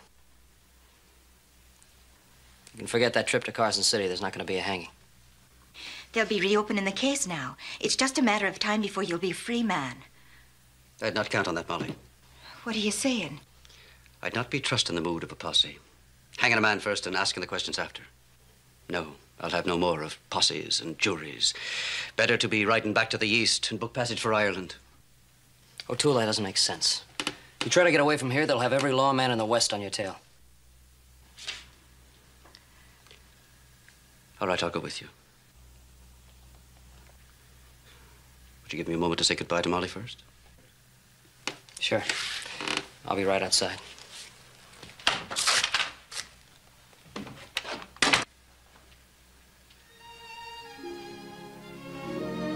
When I get back to Ireland, I'll be sending for you. Will you? We'll be a lass and a lad in love again. And the years falling away. We'll be wedding in the same church. Be inviting the same friends. Sure, it'll be like I dreamed it 1,000 nights since, in time, not a minute older. I'm wishing it could be that way again. But who can say nay to the years? The young, fair Irish maiden is long gone, you see. I'm thinking it's of someone else you've dreamed, not the widow Dimmer. And woe to those years, and to them that still dream. Better not to have crossed the American continent. Better never to have chanced upon Molly McGregor on the streets of Virginia City. Better not to have known what that man had done to you. A man that set you down in the wilderness to struggle with barren soil, to carry the slop of pigs. An evil man who took away your youth and wore down your beauty till what remained was flayed and lacerated. I couldn't let a man like that go on living without paying for his sins.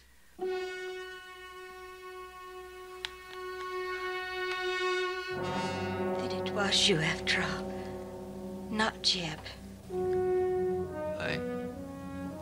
It was me. Oh, Molly. You were the star of beauty. All my life, I carried the image of you in my mind and heart. And when we met that day in Virginia City, my heart stopped. It was all there in your face and your eyes what he'd done to you. That brutal beast of a man destroying the beauty of your shining eyes. And then to see him strike you there in the street. Blast his eyes. He deserved more than death. You were always in my heart, Terence. Always. It didn't matter what he did. Even when the work was brutal hard, and the days longer than I could bear, and when he wouldn't buy food or a piece of cloth for a new dress. Always, through it all, somewhere inside of me, my heart sang, "You're young, fair Molly, and someday your lover will be coming back, and his heart will be singing too." Bless you, Molly. In all eternity, I'll not forget you.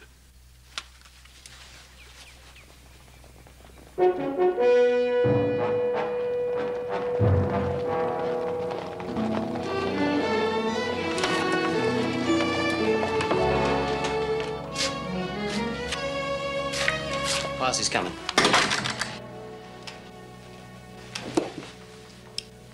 Better let me have that gun. I won't be going with you.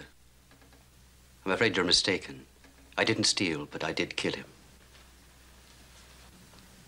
We can still get away. I'll be pretending I'm your hostage. You wouldn't stand a chance out there. You'll be a fugitive for the rest of your life. Alone I would.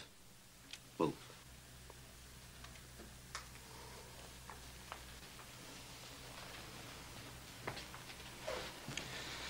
Molly, I never stopped loving you.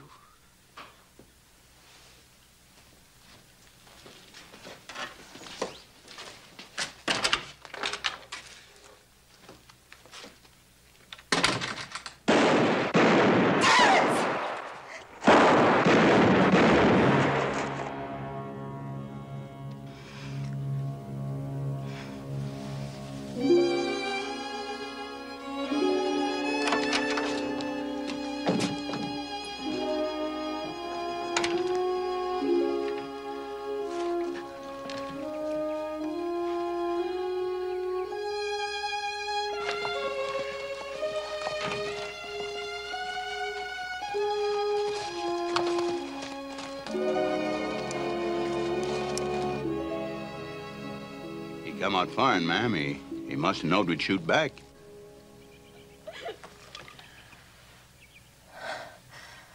It was to spare me the lot of a fugitive's woman that he done it. He was thinking it was that or his life. It was me. Was his last thought. You see, he always loved me. Always.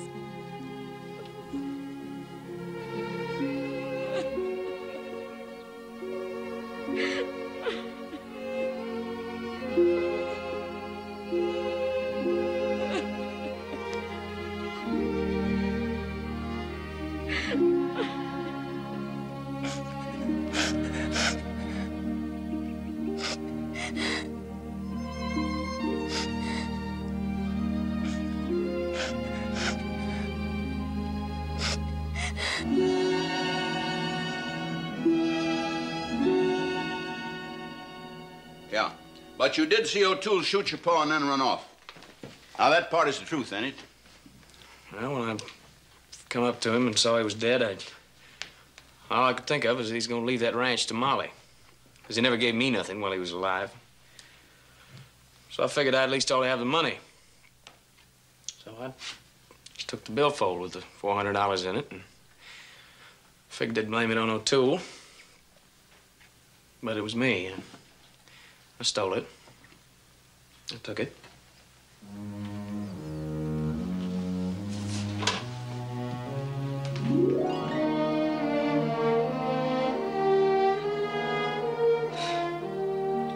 It's hard to believe that I could have been so wrong about him. I guess I better learn to take everything with a grain of salt from now on.